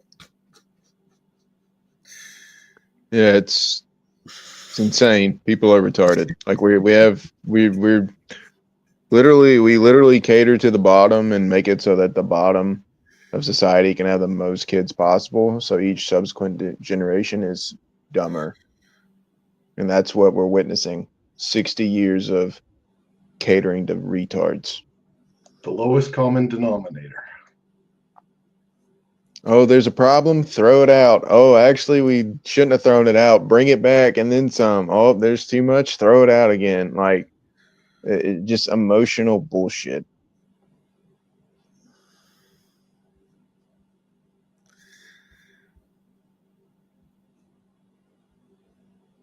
Like in these cities, you could probably run the same strip every 4 years, and they have fucking ransack and build back every fucking 4 years because they're so stupid. Yeah, it's definitely IQ have a lot to do with it.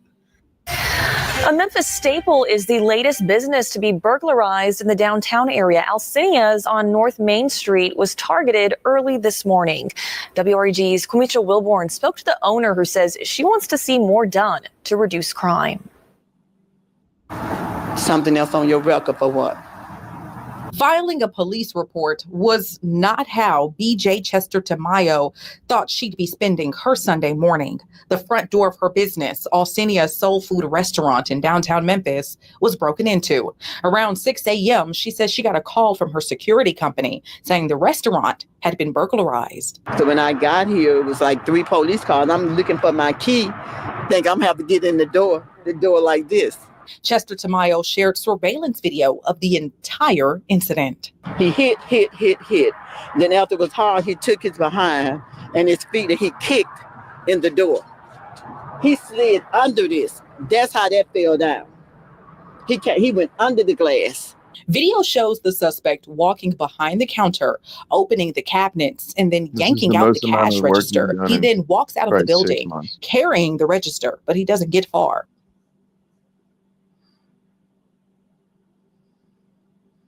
This reminds me of another one I saw. This most amount of work he's probably done in 6 months. Like, go to the Department of Transportation, get you a motherfucking job, homie. Stand there and hold the sign in the road. That'll do you better than this shit. This is so fucking dumb. Well, it's a good thing that carrying the register, but he doesn't get far. Because by me having the video, I don't know why he went to the bus terminal and sit at the bus terminal. He went to the bus terminal with a motherfucking register. She says police called her less than an hour after the incident to inform her they detained a man less than 2 blocks away from her restaurant, wearing the same clothes as the suspect. But it hurts because you work hard. You know, you do everything you can, and it's just, I think in the 27 years, this is the second time I've been burglarized. Alcinia's is just one of many businesses to be targeted by thieves. Tamayo says she wants to see action. Something have got to be done by crime. Like if he probably have a bond in the next couple hours, he out. That's the problem. Tamayo says it's too early to determine how much the damage will cost her, but she says she's not letting this incident bring her down. But you know me, girl. I'm God's favorite child, baby. Betty Johnson, they just baby girl. I don't give up. Hallelujah. Reporting for your news leader from downtown Memphis, Quemisha Wilborn, WREG News. Yeah, the victim is crazy as hell, too. Salute to my man Eric S. Alk Nation Hall of Famer coming through once again, man. Shout out to you, man. Yeah, this is godly, man. What can you do, man?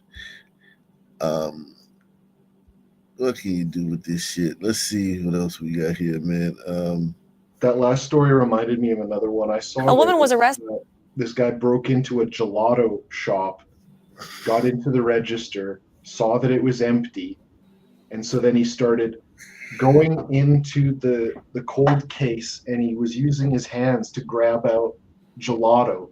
And then they were interviewing the owner, and she's like, oh yeah, damages to my store is over $1,000 because I had to throw out all my gelato because this guy was sticking his fingers in there, licking his fingers and shit. Jesus Christ. A woman was arrested this week and accused of stabbing one of her co-workers. This was after a fight over money. Tamara Hampton is charged with aggravated assault. That incident happened back in November. The victim told police an argument led to a physical altercation with Hampton, then stabbing her in the forehead above her right eye. She's set to face a judge tomorrow. Jesus Christ. Jesus Christ. She's a threat to her community. I don't know if she's really encouraging the crime. She's just resilient about it. Who? The black lady who was praising Jesus just now.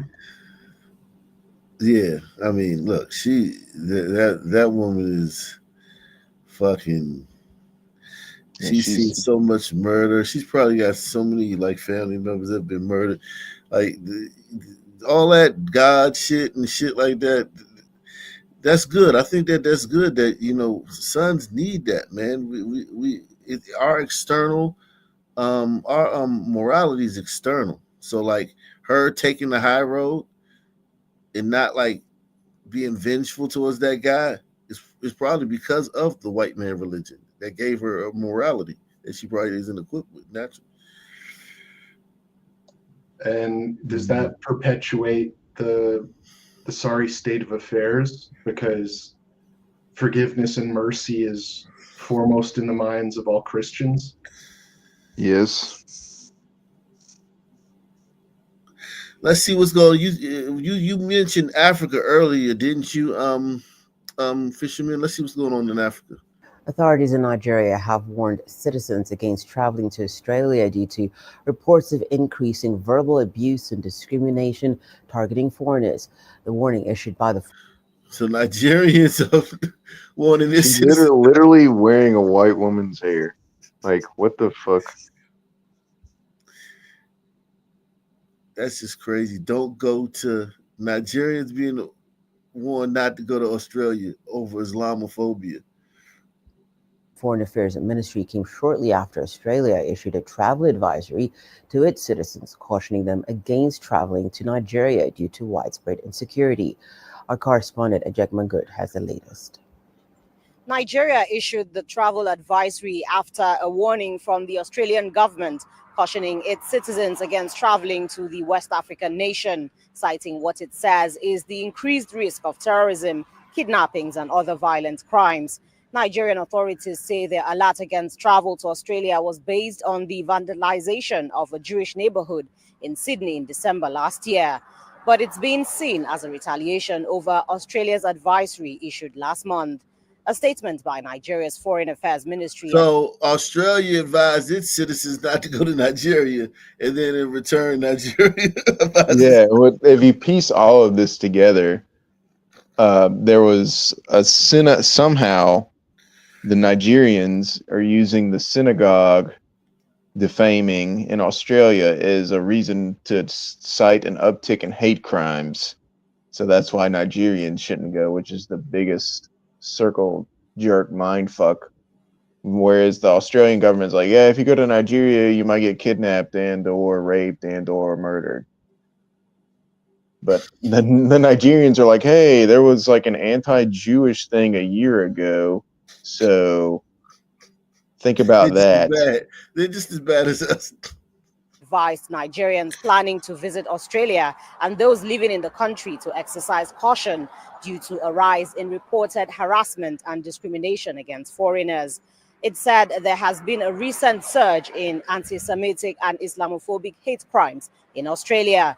The ministry says that while Australia is known for its multiculturalism and tolerance, certain areas have experienced a surge in these incidents, coinciding with a global conflict and tensions. It added that Nigerians should be mindful of the prevailing cultural and social dynamics to ensure their safety and comfort. The Foreign Ministry has asked Nigerians in Australia facing or witnessing discrimination to report such incidents to the Nigerian High Commission for Assistance. Since establishing diplomatic ties in 1960, Nigeria and Australia have maintained strong bilateral relations, particularly in trade, education, and technical cooperation. Ajak Mangut, CGTN. That's DNA for you. Like the outright pettiness and the egotism, like the egomania of that exchange. Like, oh, you got a problem with your citizens coming over here and getting butt fucked and chopped up? Well, guess what? Fuck you too, because you don't like Jews, maybe. Like, what a stupid exchange that could only be built on egomania. The thing that actually pissed me off the most about that story was when they were showing B-roll of the Nigerian airport, and all the overhead lights are like half of them are out and half of them are flickering. That would drive me crazy. Yeah, I mean, if you go to Nigeria, man, if you in the systems, all the systems you take for granted here, the sewers are still open.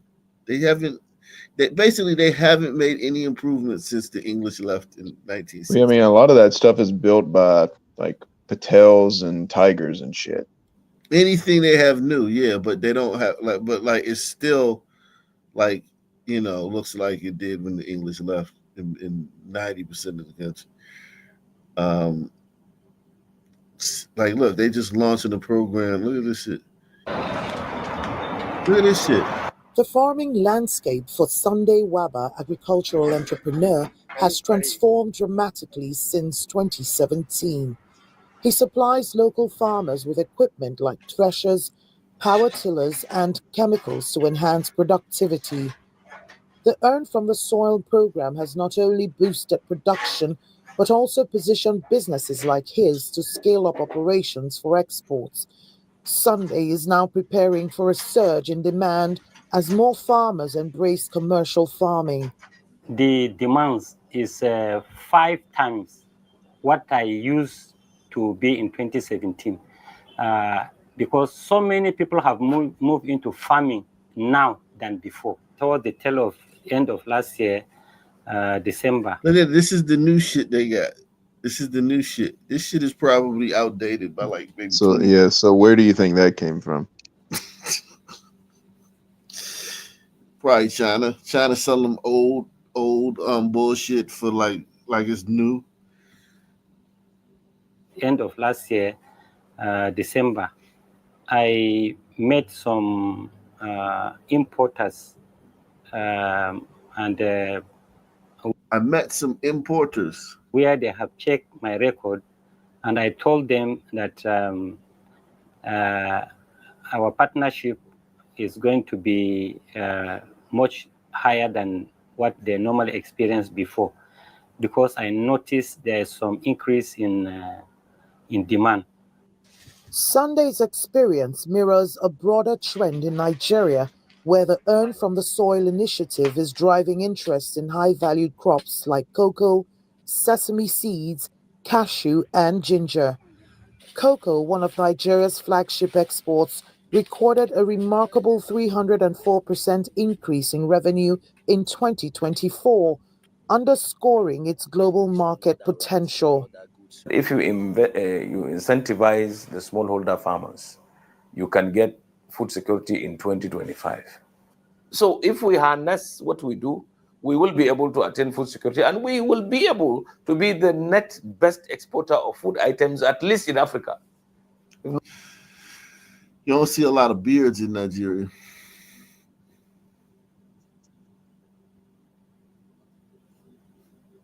Thank God for that.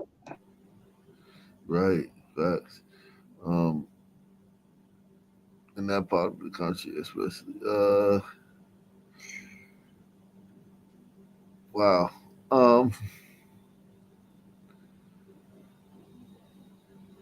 You want to have a conversation about space? In a look. remote You said backwater space? village in remote backwater village in eastern Kenya, officers from the Kenya Space Agency combed the crash site of a rare and almost fully intact specimen of space debris. The metallic object, weighing approximately 500 kilograms and measuring about 2 meters in There it is. I'm convinced, man. The Earth is a globe, man. Who? What ethnicity are you now? Because your own people are fucking with you right now. These are Kenyans. This is okay. I didn't know. diameter, stunned residents as it fell from the sky with a loud bang that was heard from afar. Within hours, snapshots of the large mystery object had gone viral on social media, prompting experts to arrive quickly and investigate. They really think that that's a spaceship. I think the only logical thing is for you to go back to Nigeria and to lead a war against the Kenyans and their white man space theories. And you can impose your puddle theory onto the continent. Like when they're investigating this thing, do they find like numbers and words stamped on there, like a production date? Right. They see the riveting. Look at the riveting right here. Like, so the aliens use the exact same way to. This is so much more advanced than our technology. It must come from outer space. I mean, the plate ring, I will call it the plate ring that has fallen here, is just 1 in a million. Because rarely will you see this coming down, because oftenly they will burn before. How did they hear it? It felt like on some dirt, and it's like not that big. And who saw it? And why does it have to be space? Why can't it just be something that fell off another aircraft?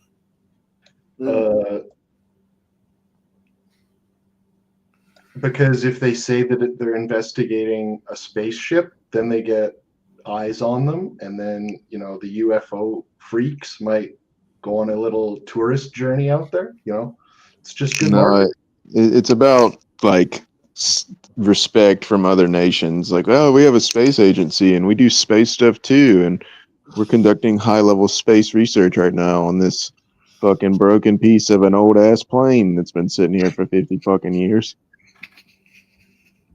Space, bro. Coming down to the Earth surface. There was a very quick response from members or from officers from Kenya Space Agency who have assured us as a community that there is no cause of alarm. We are safe, and we take your word that we are safe. Salute to Andy Armour, man. Shout out to you. Shout out to Jack Me Off, man. Thank you, Jack Me Off, man. Salute to you, Jack Me Off. According to the Kenya Space Agency, preliminary assessments suggest that the object is a separation ring from a rocket's launch vehicle. The agency says it retrieved debris for further analysis to determine its origin. So indeed, we can confirm we've located the item. The area locals should not be scared. It is a part of a space object, which is in form of a ring, a metallic ring. Possibly from a rocket separation stage. We are to assess the impact to the area, identify whose space object it is, so that we can use the existing legal mechanisms under international law, as far as the Outer Space Treaty is concerned, to look and to find a way to first get the person and bring him to the responsibility of his space object. There were no reported casualties or significant damages resulting from the crash. While the occurrence is not an isolated incident, experts say it speaks to the growing concern of potential risks from what is known as space junk amid the rapid increase of man-made objects in the Earth's orbit. Bulkis Anyabwa, CGTN. Well, maybe it was space junk. That is a primary Political concern landscape of interest Africa, shift right? across the African You might continent get in hit with some space 2024. shit, not the By fucking rape year-end, and more the than murder and 20 all that. African countries had held some form of electoral contest, whether it was for the top leadership, the national legislators. Yeah, I don't know, man. Don't you think that's a good, a high level primary concern? Well, they might be able to get some money out of it if it's Elon's, hey. No, they're getting nothing out of that. They're never going to figure out where the fuck that came from. And if they did figure it out and like actually got a phone number to call somehow, they'd be like, "Oh yeah, it's cool. You can have that. Whatever." That's worth like $15 now. It's broken. Then maybe they do have a legal basis. To sue, like, for like, what are they going to gain? Nothing. Well, just that, okay, you sent up a rocket, a piece of it fell here, therefore we're compensated. I think that doesn't sound too far-fetched. No, I guarantee you that's not a thing. So if that ring landed on somebody's head, they'd just be out of luck and Elon wouldn't bear any responsibility. I don't think that would go anywhere. I guess we'll may never know. I mean, We don't even know if that came from a rocket. We don't know what the fuck that came off of. That could have fallen off the back of some like old cargo plane that's being used in Africa right now by some marauding whatever. Like in the grand scheme of things, what are the country's issues? This is not an issue. Well, right, but this is novel. This is ear-catching. I mean, here we are talking about it. That's only because, trust me, ain't nobody else gonna be talking about this on YouTube. The movement of cattle to richer pastures has for decades been a way of life for many people in Nigeria, especially those from the pastoralist Fulani tribe. However, in recent times, the practice has become a massive security risk, with settled farmers angry that the practice is affecting their land, and it's turned into a real nightmare for the government, whose efforts to find a resolution have so far been fruitless. Its latest plan is a compromise. Officials want to restrict the pastoralist movement, but also help the farmers create ranches for their livestock. There are mixed views about the proposal. I'm open to it. The government should look at what will work. That will be beneficial to all. I don't have a problem with restricting our movement. I'm from Kano State, but I'm here now with my cattle because it's the dry season, so there's no fresh grass in many parts of the country. Saying you'll resist our movement will not work. How will I feed my cows? There's a lot to be considered. Meanwhile, the government also wants to fight the regional aspects of the problem. Many of the herders come into Nigeria from outside looking for pasture, and they are often armed. According to Nigeria's House of Representatives, over 60,000 lives have been lost as a result of conflicts over land between herders and farmers since 2001. 60,000 murders or deaths in this area since 2001. Over this. So these are actual issues worth discussing. Like, this is the food supply. Yeah. Well, I hate to admit it, but the first thing I thought of when I seen all them cows is cow blowing. Do you know what that is, Ak? No.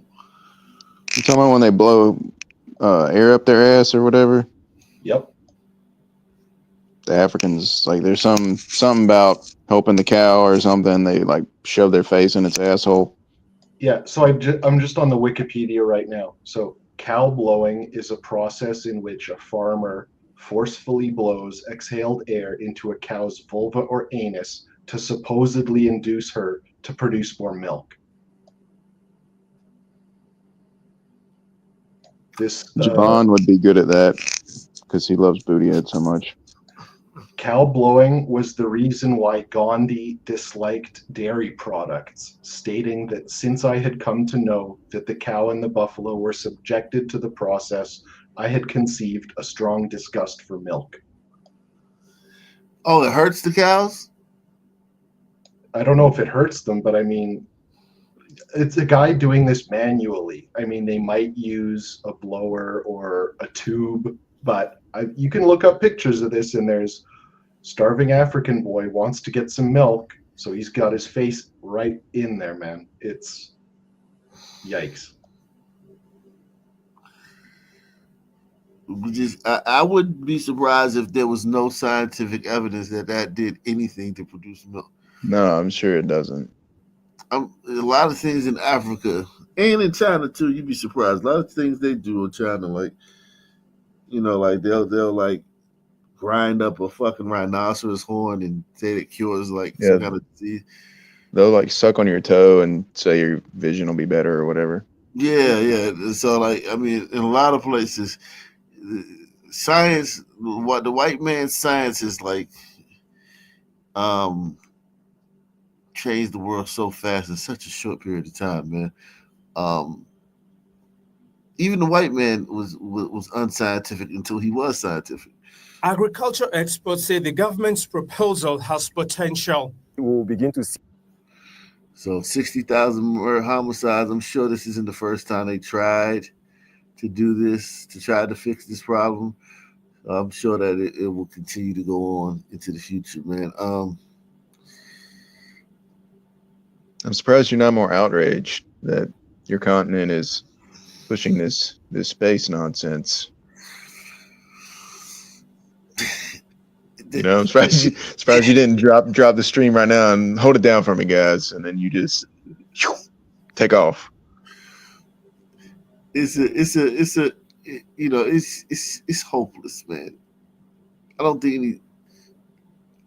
take anything, very few things seriously from what they do or say. It's like the kiddie table, man. It's like a bunch of people at the kiddie table. It's like if you were at Thanksgiving and you went and checked in on the kiddie table and they were talking about like the bills and shit. Like, which bill are we gonna pay this month? We're gonna pay the we need to downgrade our electrical use, and you'd be like, what the fuck are these kids talking about? Like, the fuck are they talking about this shit, man? So yeah, it's just like I don't pay that shit no attention, man. I know nothing to come up of it. Yeah, man. Salute to everybody out there, man. Salute to all you guys supporting the channel, man. All you guys hitting the like button, man. Any final thoughts, guys? One of these days I'd like to assist you in getting over your misconceptions about space. Oh, we'll do a space thing, man. You know what, man? I did save a video that like I just don't understand how people can believe this shit. Did I save it on this channel?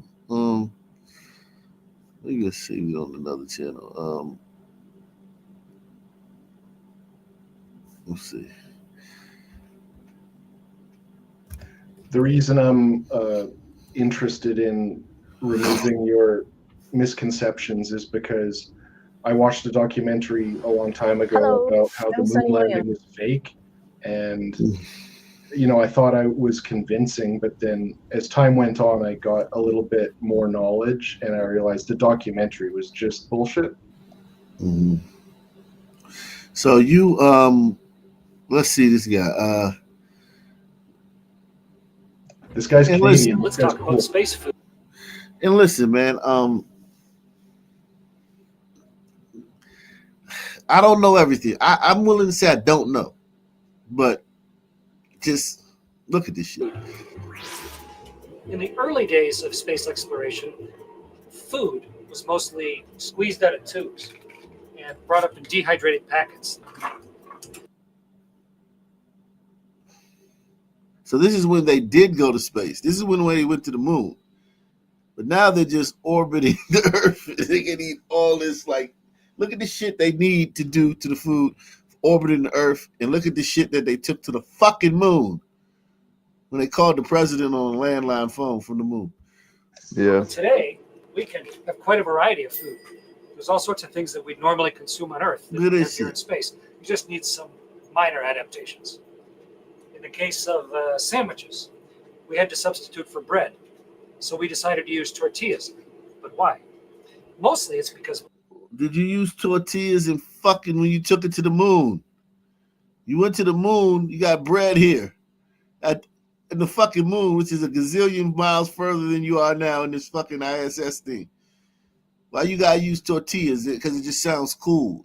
They say shit that sounds cool because you get more caught up in how cool it sounds and how interesting it is. And they're like, wait a second, this fucking guy's a fucking pathological liar and a psychopath. Press 1. sandwiches, we had to substitute for bread. So we decided to use tortillas. But why? Mostly it's because bread, of course, makes crumbs. When you eat them on Earth, the crumbs fall down to the ground. But here, crumbs are just going to float away. On the other hand, You never heard of crumbs before, dog? Yeah, I'm trust me, I'm familiar with crumbs. I got crumbs on my shirt right now. But here's the thing.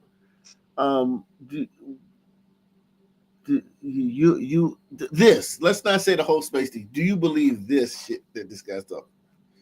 This guy is Chris Hadfield. He's a Canadian hero. Obviously, this is real.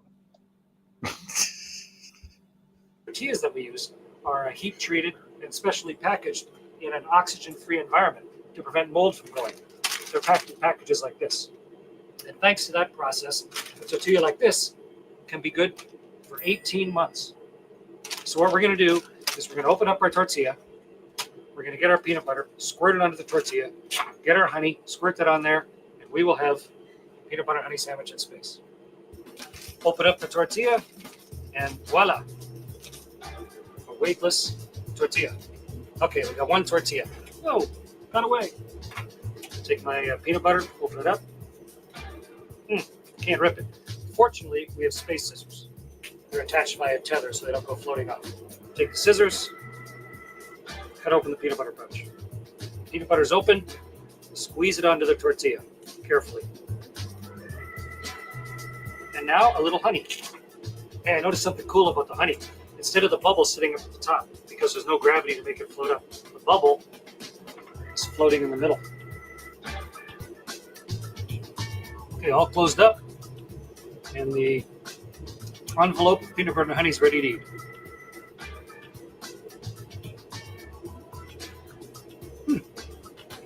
Not too bad. Last piece of my sandwich. It's been pretty delicious. But my hands are all sticky. Got to clean up. We don't have a sink. We don't have running water. Got to wash yourself up some other way. Disinfectant wipes. All cleaned up. Nice and high.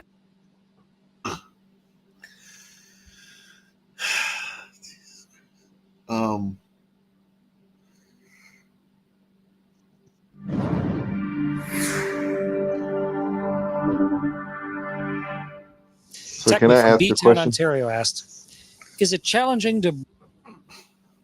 So what, like, for one, this topic doesn't really matter to me at all. Like, if the Earth was flat, I really don't give a shit either way. But like, what is to be gained by lying about this particular thing? Like, what do you think they're gaining by tricking us? They went to the moon in 1969 in a Cadillac Brougham, right? With the computing power of a fucking wristwatch, right? And of a Timex wristwatch, right? And that was under no scrutiny. There was no cable TV. There was no, like, everybody wasn't walking around with cameras. There was no, video recording devices everywhere. There was no, like, the government basically could tell you anything they wanted. So now we live in the information age. They haven't been back since, like, 73, allegedly, right? Now we're in the information age. And they have to keep this shit going. They can't say, oh, okay, we lied about 1969. No, they got to keep the 1969 lie going. They're just keeping the lie going. They wanted to beat Russia to the moon. They faked it. Russia was like, cool, all right, y'all faked it. Y'all, as long as y'all let us pretend like we go to the moon sometimes, it's cool. So they got like a treaty between them two that they not gonna talk about the moon, the space shit. So they're doing it. They're keeping the ruse going to cover for the fake moon landing. Yeah, I mean, well, you have to cover for that. Like that was like one of the greatest moments in American history. So like you can't come back and tell them it's a lie. You just got to keep going with it. And at that time, they believed that space was zero gravity. They didn't know. So all these other countries though are doing that too. Like they're all faking it. Well, they get to go to their people and say we're in space. I know, but like, what it just to feel good, I guess. I mean, it's also. I'm just trying to understand, like, what, like, I'm trying to help you build your Rolodex of points. Well, at the end of the day, NASA gets how much money a day? How many millions of dollars a day do they get from funding? Yeah, they spend a fuck ton of money. Like that is for sure. Yeah, they get a ton of money. $1 gazillion a day. Some shit. I used to know the number, but now Elon's going to get that because he's going to make SpaceX the new NASA. So he's going to take that money. He's going to get that money. That federal funding. Brush your teeth in space without getting toothpaste up your nose. Does it look like a green screen? Doesn't this look like a green screen? No. This doesn't look like a fucking green screen. Press 1 if this looks like a green screen. I don't know. I mean, I've seen the ISS go over. Standard what they toothbrush, tell you nothing it magical is. there. Like, what do you think I was But seeing? we got a few different things. We don't have running water. Maybe you were seeing a fucking plane or a fucking hot air balloon or some shit. I don't know. Something. Have you seen it? Like, if you can look up the tracker and see it, it definitely doesn't look like a plane. Like, it's moving extremely fast and it's huge compared to a plane. You saw the ISS from the ground with your own eyes. Well, I mean, yeah, whatever, you know, what you can see with the naked eye I saw. And when I saw it, I was like, oh, that definitely is something that I'm not used to seeing because it was so much larger and moved so much faster. Wouldn't that be something that they would like make a bigger deal about? Yeah, they really don't talk about it much. Yeah, this is huge thing going through the fucking sky. You think it would be like on the news every night and shit? Like, come on, man. You can't have a tap. You can't have a sink because water would flow everywhere. And so what do you do to wet your toothbrush and where do you spit afterwards? Those are the big questions. So first, we just fill up a water bag with water. And this is what we're going to put on our toothpaste. So let me get a ball of water here. There's a nice ball of water. I can't believe you don't think this is green. Floating on the end. Shut off the straw. If it's a green screen, Very carefully. why does that bubble Okay, reflect get my background? Huh? Why doesn't that water bubble show green screen on it? Well, here's the thing. I mean, this is not live. So it's like, you know what I mean? I'm sure they try to work everything out. And why is it? Look at this shit. This is all janky. This is how space, like, nothing's tight here. Like, this, you're hurtling through the orbit. You're hurtling around the galaxy at 17,000 miles per hour at the slowest. And it's just shit just laying all around and wires just fucking everywhere and shit. Yeah, they're up there for months. They're not constantly panicking. They're ready for this. They're equipped. They have the knowledge. They're never gonna panic. They're relaxed. They're chilling. Toothbrush wet.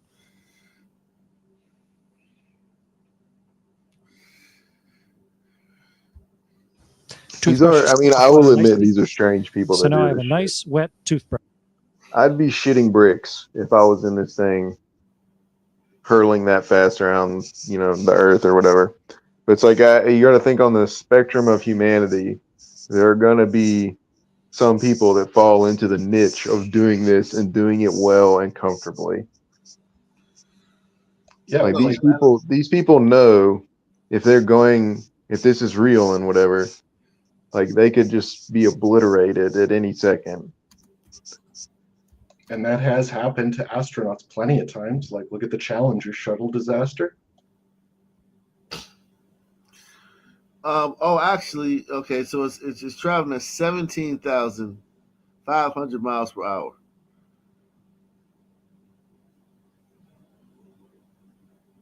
And I just checked, there's a live space station tracking map, and it shows where it's visible from Earth. So if you have a telescope, you can see it with your own eyes through the scope. No electronics involved. Okay. Brush. Good. So I'm partway there. Got my toothbrush wet. Now I just need to put some toothpaste on it and get cleaning my teeth. So I'm going to suck the water off it because where else would it go? Nice wet toothbrush. Grab some toothpaste. We just use standard toothpaste in space. Squeeze a little on, not too much because you're going to have to clean it up later. Okay, so there's my toothpaste on my toothbrush. It's wet. It's ready to go. It's loaded. Brush my teeth just like normal. Get them all, especially the ones in the back.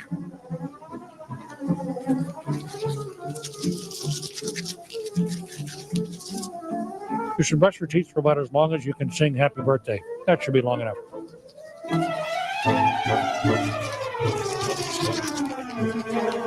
Okay, so now what I'm going to do, I've got a mouthful of toothpaste stuff. I got a dirty toothbrush. So what I do is I just swallow the toothpaste.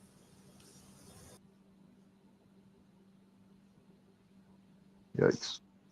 What if you don't? If you spit it out, it's got to go somewhere. So you should look up the ISS tracker and just see if it comes within your field of view anytime soon. Yeah, I'll do that. We'll pick this up sometime in the near future, man. Any final thoughts, man? Thank you for indulging my space discourse. If we do a full-on stream where I can try to, talk about the round Earth and how anti-gravity is not being faked, I would appreciate that. But, thanks for having me on again. This was fun. Same black time, same black channel. Out of here. Peace out.